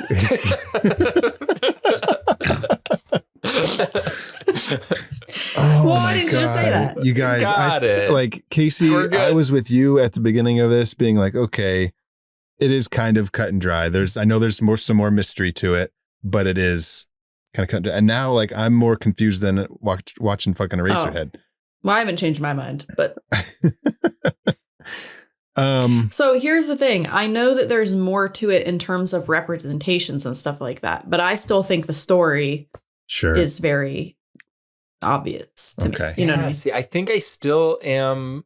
I think that's a 1,000. Not that you need me to tell you it's valid, but I think that's a valid read on it. But I can't help but like, I think my read on it is a little less narrative. Okay, because honestly, structured. If that makes sense. I don't want to feel any differently about it. Yeah, but I think that's what's great about this. And I think this is something we've been kind of like driving home a lot, just talking about, like a lot of talking about David Lynch is trying to understand why he's doing what he's doing. And I think that the beauty of it is like, it's all right. It's all wrong. It's if you felt that way, then probably. But if you think this, probably that too. And makes for a confusing conversation, though. That's for sure. It does. I just feel like there's just something. They just keep talking about. Like there's a few quotes I wrote down. She says, like, just like in the movies, we'll pretend to be someone else. And then later she says, when she calls the house, she's like, it's strange to be calling yourself. And she's like, maybe it's not me. There's this whole idea of identity, which is very fitting when you're talking about Hollywood culture, because it is about being someone else. Not only are you playing the part, and if you get a role, you have to put out a version of yourself that you think people will deem you can't be worthy. A human being. Yeah. So there's such like, that's where I tend to get pulled more into like the abstract, like the story's there and the story is serving a purpose, but I think it's supporting the theme rather than the theme kind of like supporting the story. Well, it's interesting. I heard Naomi Watts talk about, she had been at this for like 10 years and she was just about to call it quits and this movie happened. But in an interview, she was talking about like, as she was going through her Hollywood, trying to get roles and everything, like she lost herself because she didn't like know, just like what you said, who she was supposed to be. Like when I go into this audition, do they want me, like me as Naomi Watts, like, do they want me to be sexier? Am I supposed to be like down to earth? Am I supposed to be funny? Before you even get into the role that you're going to play, like you said, Danny, you yourself are playing a role for whoever you're meeting with at that time. And she said like that was so like draining and exhausting, and like she didn't even know who she was anymore, and she was ready to go back to Australia, I think is Australia. And she was like buddies with Nicole Kidman, and she's like, well, my friend Nicole was like keeping me afloat, like supporting me emotionally, landing all the roles. Yeah, she's like, fuck you, Nicole. Womp womp. Yeah. But all right. Okay. Well, let's go to our third reveal. Joe shooting everyone in the office building. So was it just my TV, or did this man have heterochromia in this scene? What is that? His eyes were 2 different colors. Oh, I didn't notice. I don't know. I think I didn't pick up on that they were. Okay. That's but not cool. later. They weren't later. Ooh. So I think just for this. That's part, interesting. Which lends to the. It lends to the not real. This is another part color? Too. Was one of them blue? Brown and blue. Yes, one was blue. Brown eye and blue eye. Winkies. Dude, I was laughing so hard during this. Like, it was like. That's great. It's like. But this is another part of like the dream thing for me. Like, because, I was saying earlier, everything works out perfectly for her where, everything just falls into place. And then with this guy, it's like he does all this dumb shit and then nothing is ever culminates from it or is said about it. And he never gets caught for it. Sure. You know what I mean? Like, so, like it just lends to the unrealistic. Yeah, sort of like in a dream. A dream can turn into like the worst case scenario, but there really aren't consequences. Right. Exactly. It's like, of course I fucking shot and then I shot someone else. It just keeps getting worse. I'm curious because so we're talking about, he does all this stuff and nothing happens. We also mentioned earlier, I don't know if it was off mic or if it was earlier in this episode we were recording. We talk about Robert Forster being only in it for one scene at the car crash. This big actor, right? And I wonder, this was supposed to be a pilot, like we said, an hour long. Lynch turned in a 2-hour cut and they were like, no. So he managed to get it down to 88 minutes, right? And they still were like, no, we're not doing this. So then he filmed more scenes. I wonder how much of these story bits were included. Like how much more of Robert Forster was there in the scenes? Like maybe we find out if, something happened to Joe or whatever. And it's just, it would be cool to see all that extra stuff to see like, episode 2, maybe it was just going to be about him like solving this crime. And what's funny with the Robert Forster thing is I think he has one line in the movie. And it's so funny. It was, well, what's funny is that it's like I was sort of settling in as the movie was starting and I missed what he said. And I was like, oh, it's just, we'll see more of him later. Like, don't worry about it. And we don't. What does he say? It. Well, it's funny. I don't know if it's him because he's standing there looking and his partner or something was be like, he hands him a evidence bag, which I think is like the pearl necklace. And he goes, he says, earring. We found this, an earring. Okay. He says, we found this in the car or something. And Robert Forster goes, I know, you showed me already. Yeah. You told me already. Like, we know what we've had. And that's it. It's so funny. Well, I wonder what that's, I wonder if that's sort of like, it's all irrelevant, you know, like the proof, the signs, the all the evidence we think we need to put this story together is irrelevant. Like even the detective is like, it doesn't, I've seen this already. Like it's not going to add up to anything. So just don't even bother. Yeah.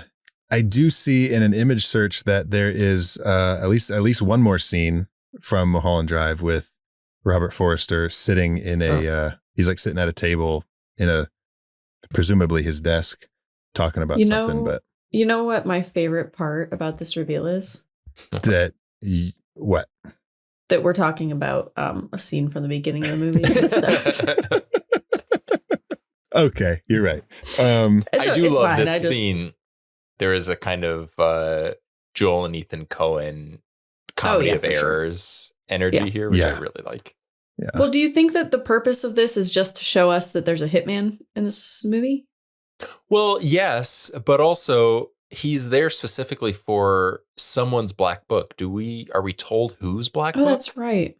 They say the name, but we never never talk more about it. It's so hard to clock things in this movie because there's so much information. And they say, right. He's like, is that the book? And the guy's like, yeah, haha. And then he shoots him. This is so-and-so's book. And then, he shoots him. And then, oh my God. Tries to make it look like a suicide. He's cleaning the gun and he accidentally pulls the trigger. And that lady's like, something really big bit me. Oh God. And then you get the guy, the janitor who comes down. And poor guy. But then even it doesn't stop there. Then he goes to shoot the thing and the vacuum. And it sparks and it starts. It shuts off the fire alarm. Oh my God. Okay, so Ed's character, or I'm sorry, Joe. So he's looking for the black book. He's obviously going to kill for it. The next time we see him is with Diane, because there's the other scene when he's with. It's a girl that looks very similar, but it looks like who Diane will look like later. Yeah.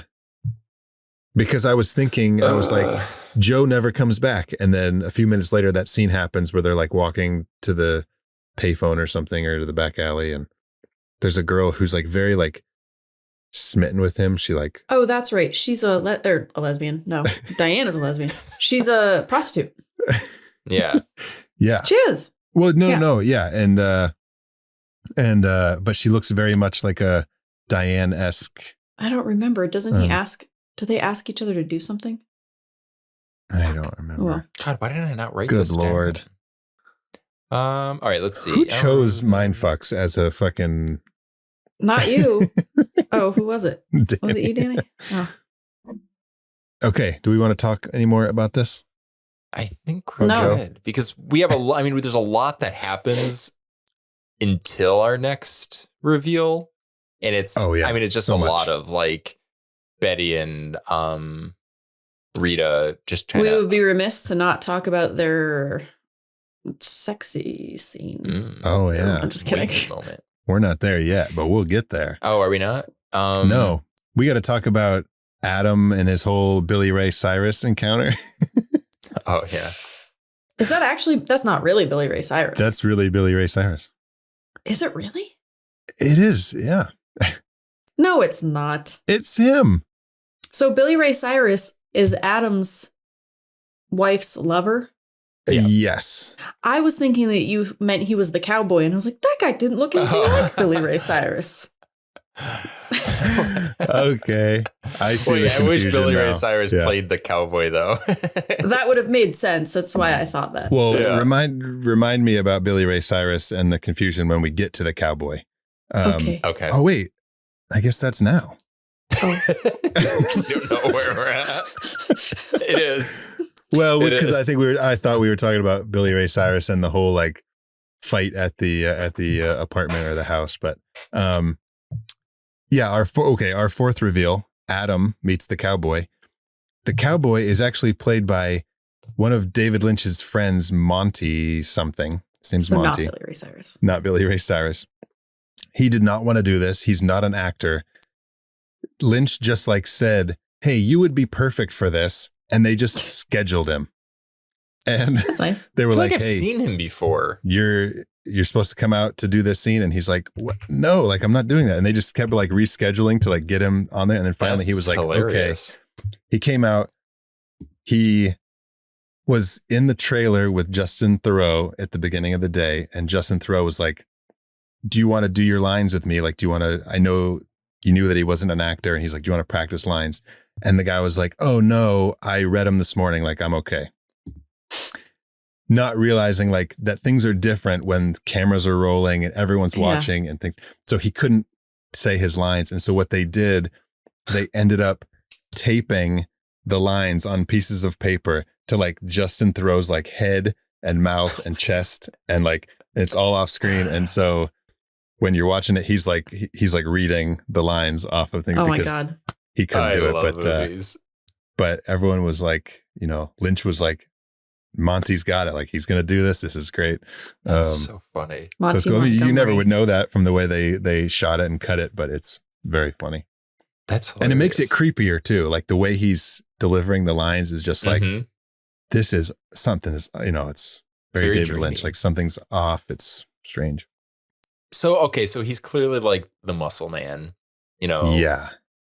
And the fact that he is a cowboy, is that my kind of take on it was it's sort of, again, the movie is reflecting on Hollywood history and sort of taking these iconic symbols to sort of like, sure, there is a familiarity with them. Like when you meet Coco, there was a familiarity, this like starlet. When you meet even Betty, who's like, I was talking about Tippi Hedren, and like the blonde bombshell who's must fight her way out, fight her way through, dangers. The cowboy who comes into town, who's going to like fuck your shit up if you don't listen. It's like, it's very like this like surface level visualizations, these symbols of that are just kind of like projecting, like this without having to explain anything. Sure. Is essentially, if that makes sense. So it's like, no, I get it. Like the cowboy's here. We don't know who he is or why he's doing what he's doing, but we understand the threat level and like his capabilities. Yeah. Right. But go ahead. Oh, he just tells Adam that he has to pick Camilla. Yeah. And what does he say? Adam doesn't even question it. He says, if you choose correctly, you'll see me two more times. If you do it wrong, you only see me once. You'll see me once. Yeah. I was like, oh, so is he the Grim Reaper or something? Oh, yeah. The cowboy is the Grim Reaper. Oh God. And we see him again, right at the party at the end in quote unquote reality. We see him. Oh, I don't remember that. He just like walks through the room and you see him. It's almost like that scene at the end is like we were just watching a movie with these actors and here they are at the rap party and like we're getting the reality of it all. Yeah, which is like cool. it's that idea of like untethering reality in the disillusionment that you feel watching a David Lynch movie. And like here we are like in kind of not quite behind the scenes, but we're seeing God, it's so weird. I love it. Like there was a movie, I can't remember, where like they pull a con movie, like where they do the con job and like they basically it's like live theater. And then like when the con is over, you see everyone kind of like drop their shoulders and they're out of character. Yeah. Yeah. Okay. Are we done with the cowboy? We're never done with the cowboy. Yeah. You're never done with the cowboy. Never done with us. Exactly. That's the right way to say it. The cowboy. Could have been a cowboy. Yeah. I mean, we have two more reveals. And I wish I could show you guys the amount of notes I have between this one and the next one. And it is absurd. Oh, no. So I think it's maybe I'm going to let you guys connect that thread. And if I feel like I have something here that I can. Let's see. Oh, you know what? This is like you brought up your notes. And I was like, oh, yeah, I haven't looked at my notes in a while. I do have one where. So Rita, earlier, she's like, I don't know my name. She looks at the poster. She sees Rita Hayworth. She says, my name's Rita. They come out later and she's talking and Betty's like, oh, well, let's open this purse. Maybe your identification is in there. Right. And they find all the money. Oh, we didn't talk about the money. They find all the money. They find the key. And I just thought it would be so funny. I just pictured like her going in there and pulling out an ID and it just says Rita, kind of like McLovin. Oh, Rita. Yeah. I was thinking that because Benjamin Franklin was on the she'd be like, Benjamin? Benjamin, is that me? Oh God. Yeah. We didn't talk about the money, but I'm not going to get into that right now. Let's just. Oh, this is around the time when we get to the, oh no, well, I guess we are a little further ahead, but I was just looking at my notes, when they finally have sex together. Oh yeah. Let's talk about it. Sex. That together. Reminds me of when I was still in the closet, but engaging in sexual things when she says, have you ever done this before? And she's like, I don't know. Just like the denial. I don't know. You ever done this before? No. Nope. I thought you were going to say, it reminds me of you were in the closet and you watched this movie with your friends and you're like, wow, that's really hot, you guys. Look at them boobs. Look at those. Wow, two women movie. Together? That's hot. I love two vaginas. What's better than one vagina? Oh, you know what? Okay, I know we're kind of like joking about them sleeping together, but there is an amazing shot after they have sex and they're laying there in the bed together. Okay, easy, Zach. And you see, God, it was so amazing.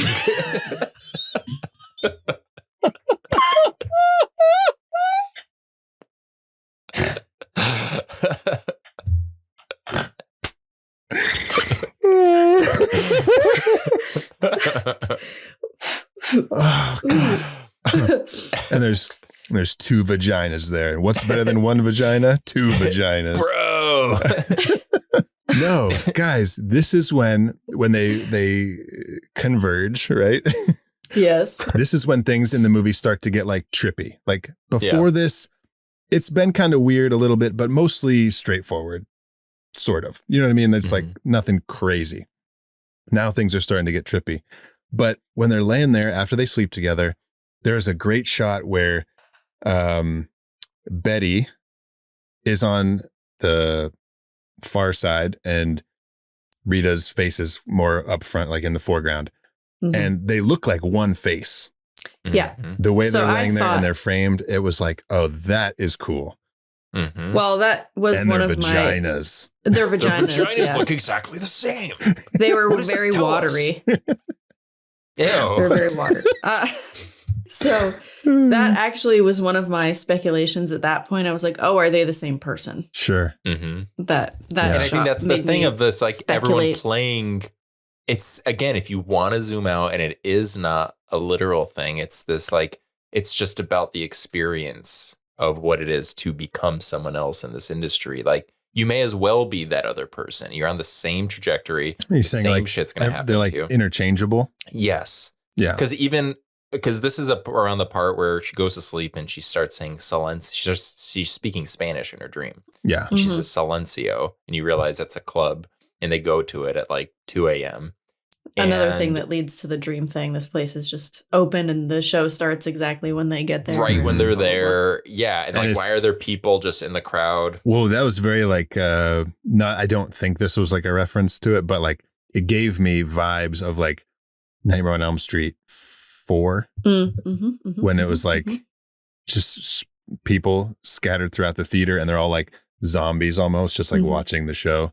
But yeah, that goes back to like, I mentioned this earlier and it kind of got lost because it was just not, I should have just waited till now, but they go there and there's the girl when she's singing on stage and she's just literally singing about crying even when she's not conscious, and they're watching it and then they start crying, and there's the woman with the blue hair who maybe is evoking like, I don't know, it's almost like, is that all there is? You just become this like, you know, objectified like presence in a theater, and there's really nothing substantial. There's nothing of substance. It's just sort of like, it's all like, what does that even mean? Like, why is identity so important to us? Why is becoming something else? What is success really? Like, you can be successful in a lot of things. Why do this career where you have to become someone else? Like, what is so intoxicating about that for so many people? Like, who are we as people that like, we're so driven to want to like perform rather than just be? Especially when we know what the side effects are, the consequences. Fame and fortune. Yeah. Fortune and glory. Fortune and glory. Man. Yep. Oh, put it in a museum. There'll be another rock collecting dust. Well, because that's the thing is, I wrote after the song, Betty realizes she has the blue box in her purse. Yeah, that's when like everything kind of changes. That's when she disappears. She unlocks it. And we like we go into the box, like the camera. We go into the darkness. So we go down the rabbit hole. You know what they call vaginas? Boxes. What? Boxes. Oh. Yeah, we go into the vagina. What's better than going into one vagina, going into two vaginas? 4 boobies. That's why the whole thing about winkies is so perfect for this movie. Like a winky, is it a butt or the penis? Maybe it's the same. Maybe winkies is like the journey of self-discovery. Of like, how come a winky couldn't be a vagina? That's true. Well, we'll talk about this another time. Okay. Talk about this when you're older, Zach. Oh, okay. Thanks. Thanks. Yeah, a lot happens here. A lot of like, Betty is now Diane. Rita we is didn't now talk. Camilla. Hold on. Back in Club Silencio. Oh yeah. Betty starts convulsing. Oh. Do you remember that? She's like having a little seizure and like just for like Rita, a hot minute. Yeah, and then they're like, we're not going to talk about this anymore. Is this when she's dying? Oh, but you're saying, I see. Oh, like, is that like her manifesting like what her death was? If assuming this is a dream kind of thing? Like maybe, so you know how your life flashes before your eyes when you die? Maybe that's what this is. So maybe this is all just her quote unquote life flashing before her eyes, just how she wished that it went. And since her ambitions were to be an actor, her subconscious kind of interprets that as like having no like self-identity because you are constantly trying to become someone else. So her life flashing before her eyes is like her living all these other lives and not any of it making sense because it wouldn't make sense because that's not really how it happened. Listeners, get it? You got it now? You're welcome. Get it? I was just reading my notes of where we are, and I got lost in them because it's so confusing. I'm looking at my notes. Not. What are you talking about? I was like, daydreams about Rita coming back, but calls her Camilla. Then Rita's back again, and they're naked again. We're suddenly in a weird lesbian soap opera. Yeah. And there's like the whole thing, like they're on the couch and then she's like masturbating and like looking at the ceiling. That's my notes. Who's she looking at? Oh yeah, I have. We're suddenly in a weird lesbian soap opera. First, I thought Adam was going to have a thing for Betty, but now Betty, who goes by Diane, has a thing for Rita, who now goes by Camilla, who's into Adam. And then I just wrote cries while masturbating. Just like the notes are just so insane. That's funny. All right. Well, since we're here, let's get into our fifth reveal. We've talked about it. I'm just going to touch on it real quick. Diane hires Joe to kill Camilla in the diner. They talk about, we talked about this earlier. It's the key and the whole thing. Wait, before we jump, I wrote down in bold theory. I just wrote theory and I have not read this yet. Let's revisit these notes that you wrote in the moment. Let's see. All right. Theory. Just read them. I'm just going to read it. We'll become other people to get what we want, but can't handle everyone else around us changing who they are. So it's like I don't know, it's like we're on this singular journey of like becoming someone else, but everyone else is living their own the whole time individual journey. Okay, so maybe that was me kind of just writing what I was thinking. Yeah. And then I wrote, or as a consequence, everyone around us changes, reality begins to warp. It's like we warp and rewire reality by changing ourselves because it's unnatural. Oh, okay, I get. Oh, yeah, that's what I was thinking. Now it's you like, get it. We're seeing like the cosmic, this made me more like confused. Obviously fake, but like we're seeing like symbolism of like the cosmic effect we have by not being who we are. So like we change ourselves, therefore it kind of like short circuits reality because we're not being ourselves. So we're like projecting this like energy out into the world of fabrication of an unreality. Therefore, like if we go on this journey of becoming someone or something else, we therefore like set off this ripple effect of reality itself kind of changing. So it's sort of like a self-induced madness because you can't just self-induced madness. Yeah. That's how I'm feeling. Get it? Good. That's just the tagline for this movie. Get it? Get it? Okay. Number 6, our 6th and final reveal. Irene and her husband are little tiny creatures, and then they become He's big. He's credited as Irene's companion. Irene's companion. Oh, wait, guys, hold on. No more, Danny. No more. I'm sorry, because I did have a note, and I wanted to mention this again. But this is the part when they're in the diner when she hires Joe. We see Dan at the counter. Remember I mentioned that earlier where he saw the other guy. We talked about this, yeah. What are you thinking? Is this his nightmare? Is he seeing all of the, assuming this is he's supposed to be David Lynch, like representing like David Lynch, his role in this as like the creator who as a creator is sort of complicit in the destruction that comes in the Hollywood system. Yeah. Is that him kind of having a moment where he's actually the one dreaming this whole thing? It's his nightmare that he's created. And he's watching this girl who is Betty, who's supposed to symbolize this like beautiful part of his story. And he's watching her in real time, like at the lowest place, like literally trying to sell all of this money just to kill someone because she wanted this. And it's like the worst version of Hollywood. And he's like witnessing it. Because who else would he be? He's just like a guy who's just like there and has like a whole like important story. Yeah, only to get kind of right. Yeah, he's got to mean something else because what's the point? But in his dream, the other dude is standing at the register, and he's sitting down. So if he's at the register, no, I thought you said. Oh, you said you're at the register. But no, but if he's at the register, then like it wouldn't be his dream. Well, then maybe it's like who does she symbolize in that moment? Zach's got it. Just wait. Here we go. haven't talked about the waitress. Whose also name is Diane.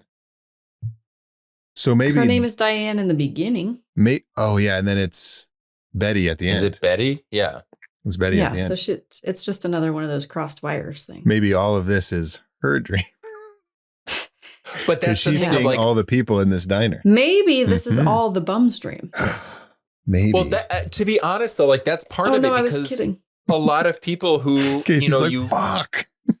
A lot in this. I'm only speaking. I'm not saying this is unique just to being an actor, but a lot of actors or creatives, you have to work these odd jobs as being like working at a diner, just kind of anything to do to pay the bills. So there is that cyclical nature coming back where the bum represents sort of like, she's still alive. It didn't kill her, but it did destroy her to some degree. And it forced her to live in the conditions in which she's living.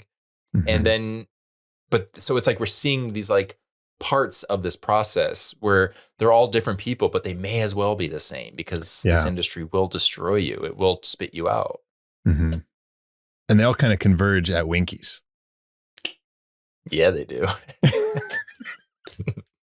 So that's the name of the porn. Converge at Winkies. Converge at Winkies. The Winky convergence. The Winky convergence. And it could be like the human centipede.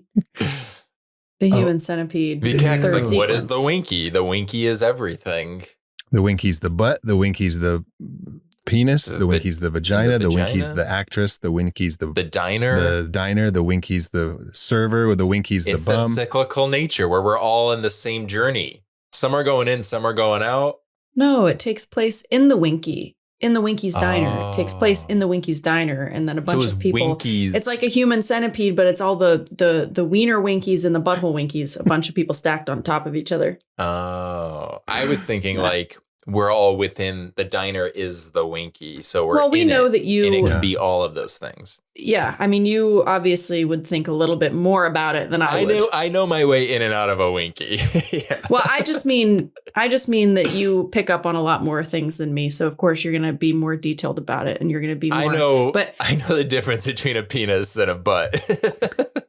Can we start a restaurant called Winkies and just sell hot dogs and donuts? Yes, please. And they're like, "Can I have a Winky?" And it's like, "Well, they're all Winkies." you have to be specific. Can I have an innie Winky or an outie Winky? That's very like Lynchian, right? It's like they go in, they're like, "I would like a Winky," and they're like, "They're all Winkies." They're all Winkies. You'll have to be more specific. Do you want a brown Winky or a pink Winky? Oh my God. I love that the name of the diner in this movie is what took over the whole fuck up. We always have something like that. It always happens. I feel like we're the only people who have actually figured it out finally. If Lynch was around, he's like, finally. He's like, I didn't call it Winkies for nothing. Or honestly, though, is it called Winkies because he's just like throwing a wink to all of us about what's going on in Hollywood? It's like wink. Yeah. It's a good wink. Both of you had good winks. Oh, I can fucking wink, bro. No more. That's what I message you. I'm like, yo, want to wink? Okay, Dad. I will pull this car over. We are done talking about Winkies. Dad, my Winky hurts. You guys mentioned Winky one more goddamn time. All right. Okay. Enough Winkies. Cars pulled over. No more Winkies. Reveal number 6. Irene and Irene's companion attack Diane in her apartment. Do they come out of the box? So, okay, they're like so little we see teeny tiny. So minis, first we see teeny tiny mini Winkies. Mini after the last reveal when we're at Winkies, we're back with the bum behind the dumpster. Yeah. And she has the blue My box. life story. Casey's in the back. And yeah, she pulled it out of a bag. It's like paper bag. And we're just kind of like looking at the bag for a while. Then all of a sudden, Irene and her husband are like little tiny people and they walk out of the bag and they're laughing and they crawl underneath Diane's door. Okay. And then they get bigger. Yeah. Which is funny because in the movie Willow, the little tiny people are called brownies. Now they're called Winkies. No. So anyways, yeah, that's another word for Winky. They're also called Winkies. No more. It's a name for brownies from the Willow universe, but in the Lynchian universe. So they get big. They start like terrorizing her in her room. This is probably the least thought I've given anything so far. So like, I think it just comes down to like, who is Irene and her husband and what do they represent in the story? And they're clearly like part of Betty's like good memory, or dream or whatever it is. But they clearly symbolize like a comfort, like a sense of warmth and hominess. They're the first thing and the last thing. Oh yeah, that's when true. we see Betty. Yeah, because we see her with Irene and then they send her off to La La Land, and then they're the ones who essentially like attack her enough for her to kill herself. Well, a big part is, hopes and dreams and stuff about this movie. And so that's all been crushed. So. Yeah. Like even these people who represented something so inviting and warm and comforting are the things that terrorize her in the end. Yeah. Like, they're just like haunting her. Because it could be that like she did actually meet them on her way out to LA. Yeah.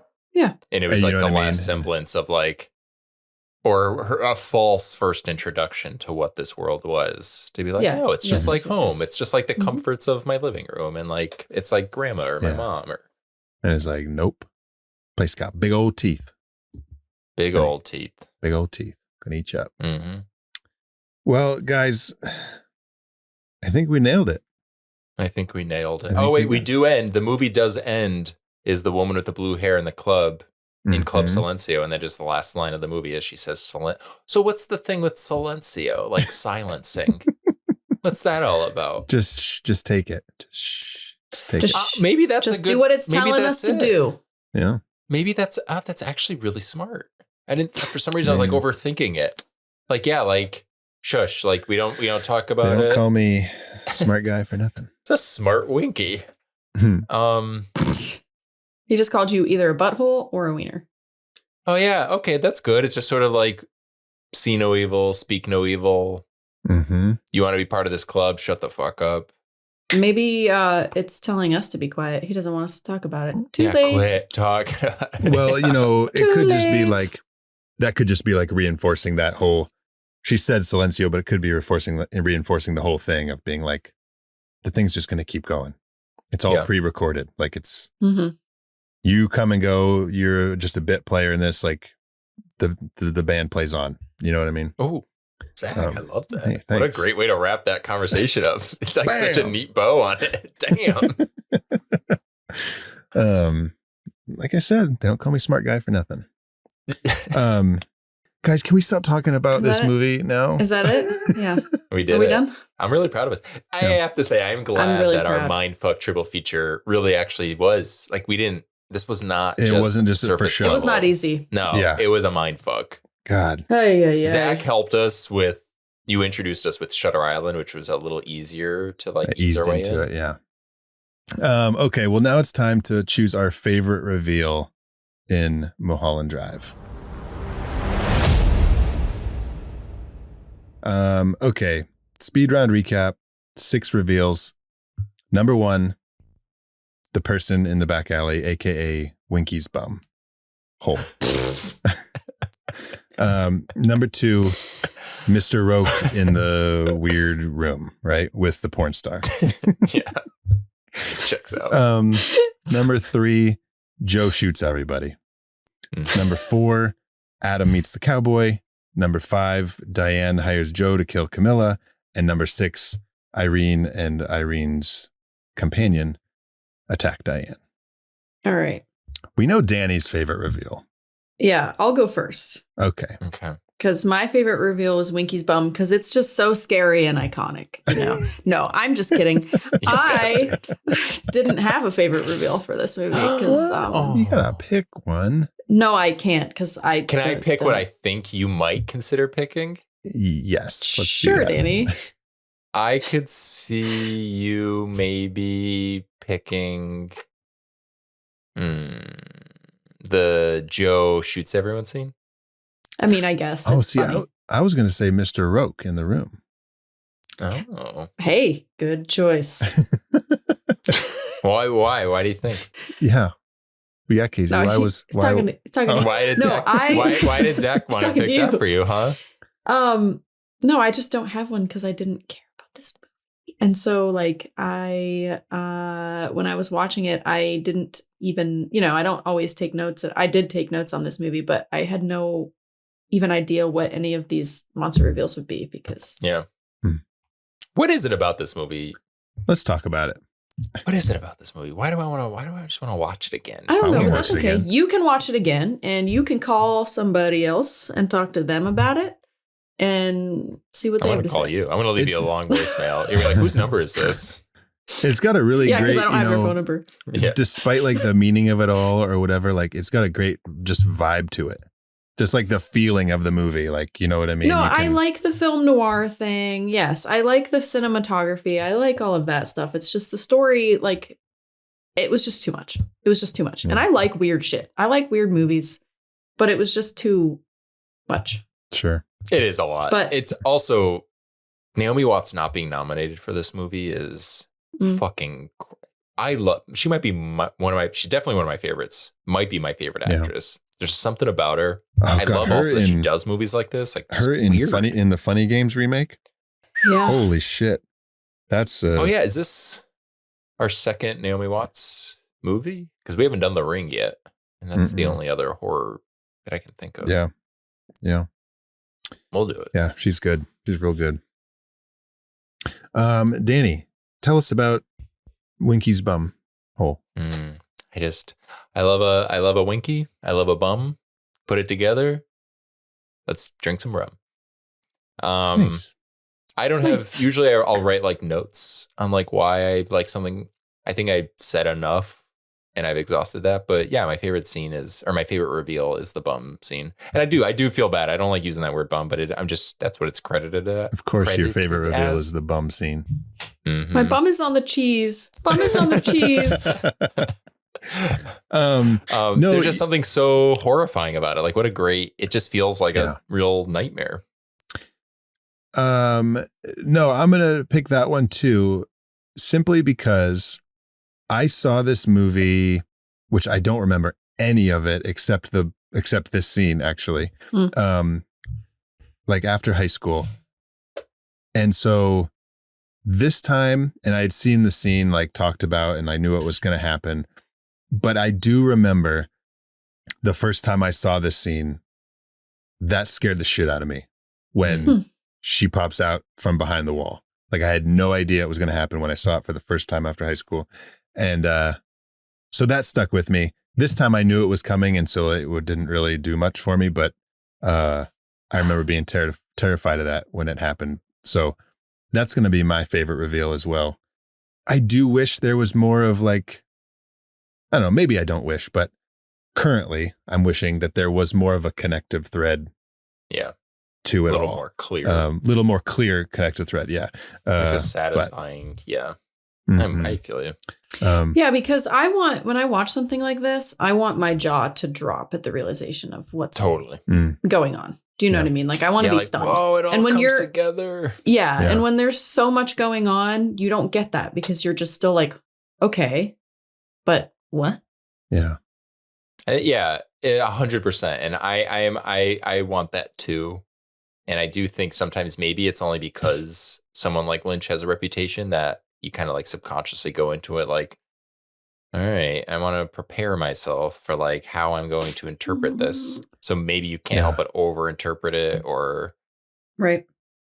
Because doesn't it? Yeah, I don't know. You get that feeling of like when you wake up from a weird dream and you kind of remember like moments and you can kind of see maybe why your subconscious brought you to that place, even though it doesn't make sense. But you're like, I have been stressing about this thing lately. So I don't really understand the dream, but I get why I dreamt about that. Yeah. Oh, I love like, I remember most of my dreams and I love like being like, okay, well, that's why this was in there is because I was thinking about this, or someone said this one word like 2 days ago and it just like, it's in your brain. Did I tell you guys about my pizza crust dream? No. I heard you were sitting in the middle of a bunch of breadsticks. Yeah, my diet is my diet's really restrictive. So I just had a dream that I was surrounded by breadsticks and pizza crust. I love I get the breadsticks, but I love that it wasn't the whole pizza, just the crust. Just the crust. Yeah, like maybe someone had eaten the pizza and just left the crust. Gave me the scraps. Whatever. Okay, well, now it's time for a segment that we like to call The Real Monster. Okay, Danny, do you want to go first since this was your pick? Sure. What do you got? Real monster. I have just a few. I have the guy raking leaves over the driveway at one point. That just bothers me. Was that at just Adam's randomly house, you just see a guy scraping the leaves on like the hard driveway. Oh, and he's damn. And I'm like the sound drives me nuts. It's also just like sweep it if you're gonna have to at that point because it's just like so annoying and grating. The metal rake on a. Oh, I hate it. Yeah. I also have anyone who thinks they can make it to an audition in LA that starts in 1 hour and they haven't even left yet. It's like such like a, oh my God, it's in an hour. I can't wait. This is going to be the greatest thing ever. It's like, girl, you already missed it. Yeah. You didn't leave yet. You needed to leave 3 hours ago. Yeah, that's funny. And then I just have the Academy for not nominating Naomi Watts because I genuinely think this is one of the greatest performances of all time. Sure. She does everything. Yeah. Like everything. She hits every like sweet, funny, sexy, mysterious, scary, dark, twisted, broken. Like it's so good. I wouldn't say it's underappreciated, but for them at the time, it clearly was. Mm-hmm. Okay. What do you guys got? Oh, I just have one. She's like the movie. She's like, no.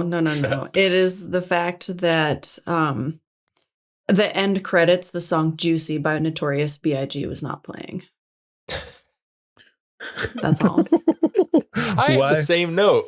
Why? I'm curious why that should be playing.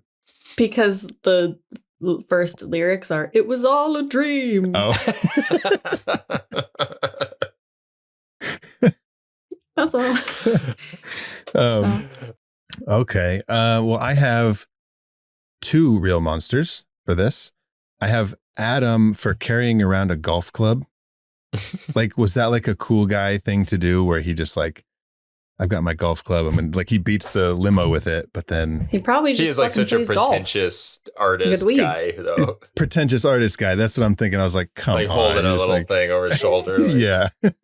Like a Charlie Chaplin cane or something like that. So like his thing, he's like, I'm going to take my golf club.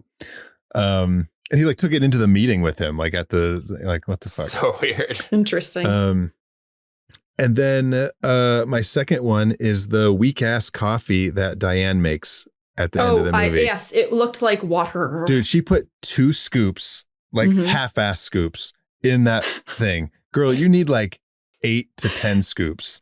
Did you see when she was pouring it? Scoops. And so then when she pours it, like you said, it was just like you see right through it. And I was like, what the fuck is that? I love that we both noticed that. Jesus. But what you're saying coffee. is that's dirty water. That was not a damn fine cup of coffee. That was not a damn fine cup of coffee. Nope.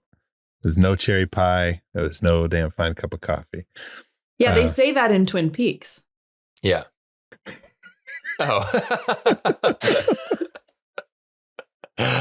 Oh, Casey, you got us. You got us. Son of a bitch.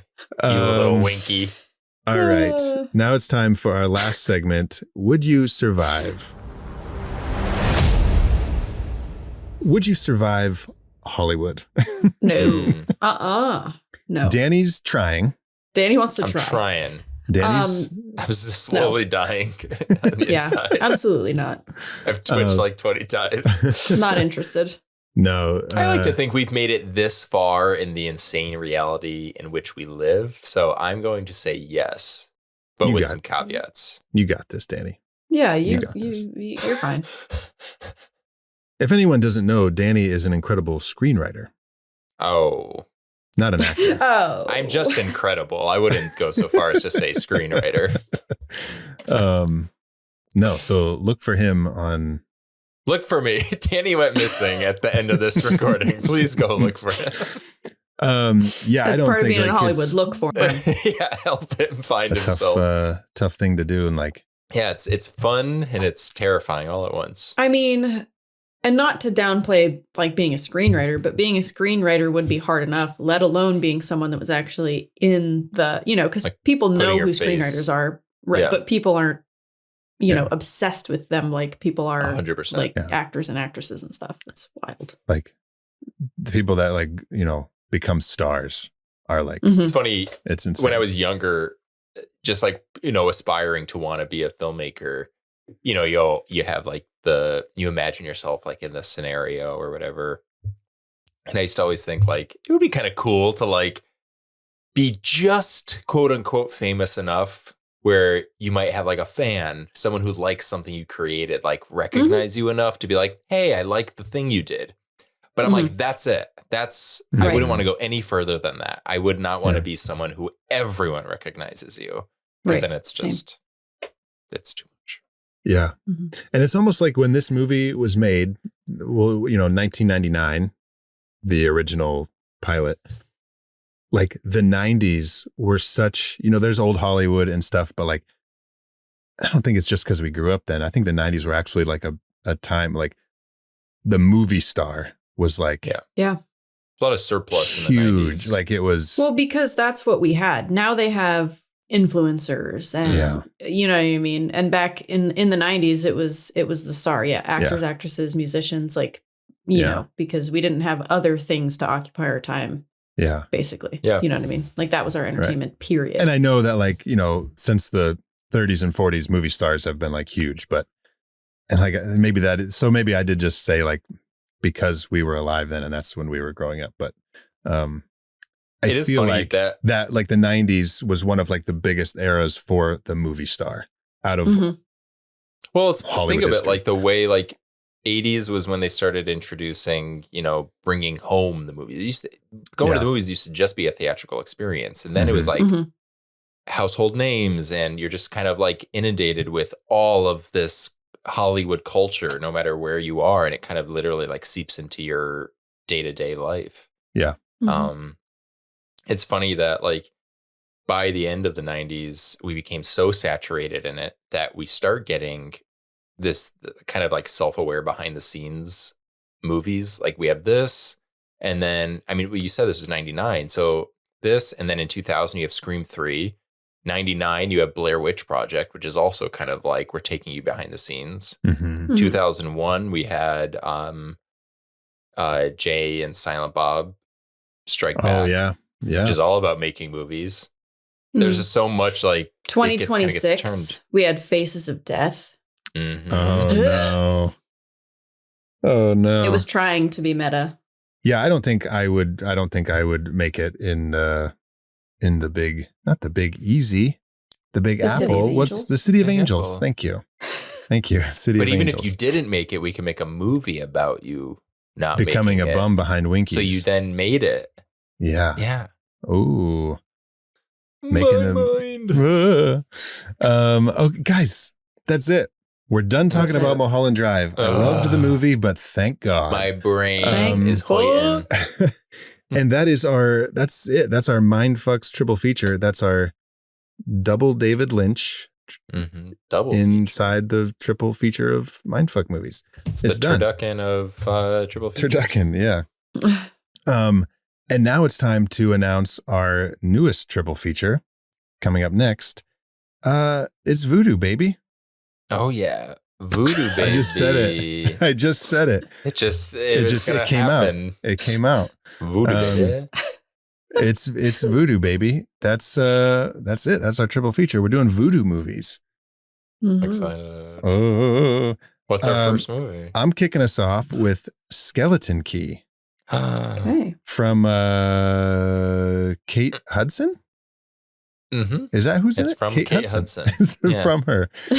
No, she's Kate in Hudson, it. Gina Rollins, John Hurt. Gina Rollins is in this movie? Peter Sarsgaard. Oh yeah, this movie's Did got not a know cast. that.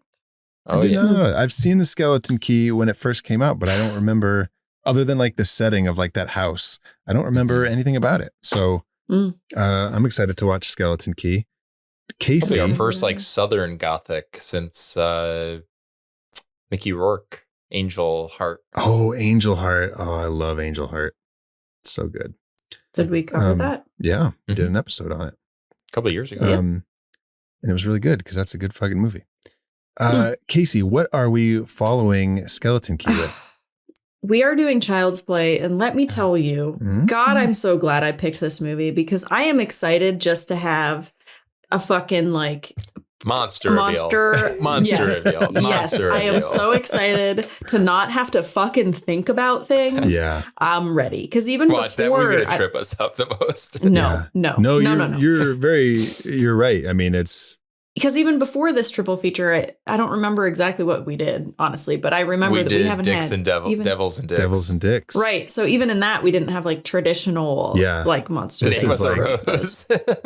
Oh, God. So I'm excited to not have to think about things. I'm off our Mindfucks triple feature.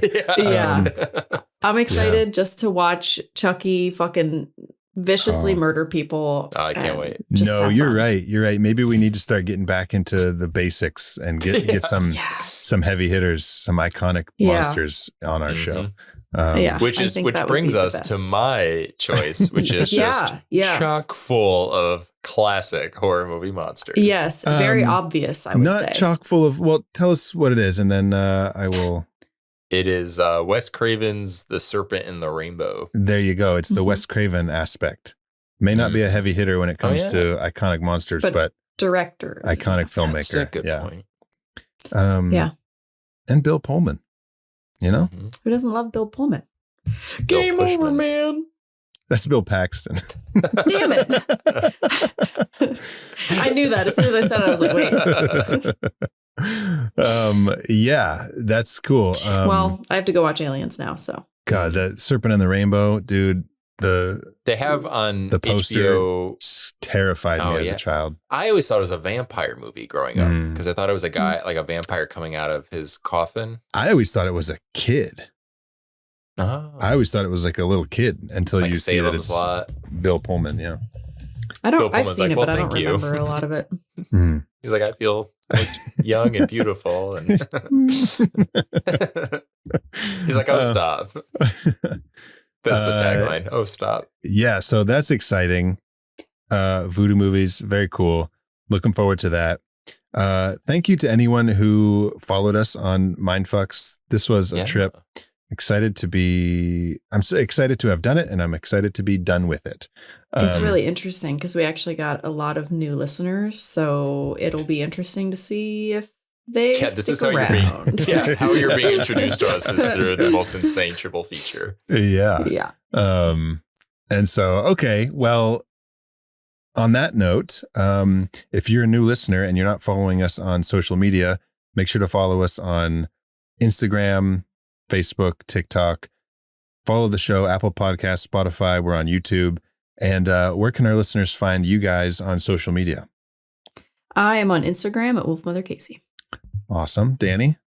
You can find me on Instagram and Letterboxd at my name, Danny Salem. That's just DANNYSALEMME. That's 2 M's like the candy. Melt in your butt. Melt in your winky, not in your hand. Perfect. I'm glad you customized it for this episode. And you can find me on social media at Zach Winsick, not Zach Winky. Zach Winsick. Maybe I should change it. You do not want to go to ZachWinky.com. You've been warned. All right. Well, until our Voodoo triple feature, thank you all for listening. Now go meet some monsters.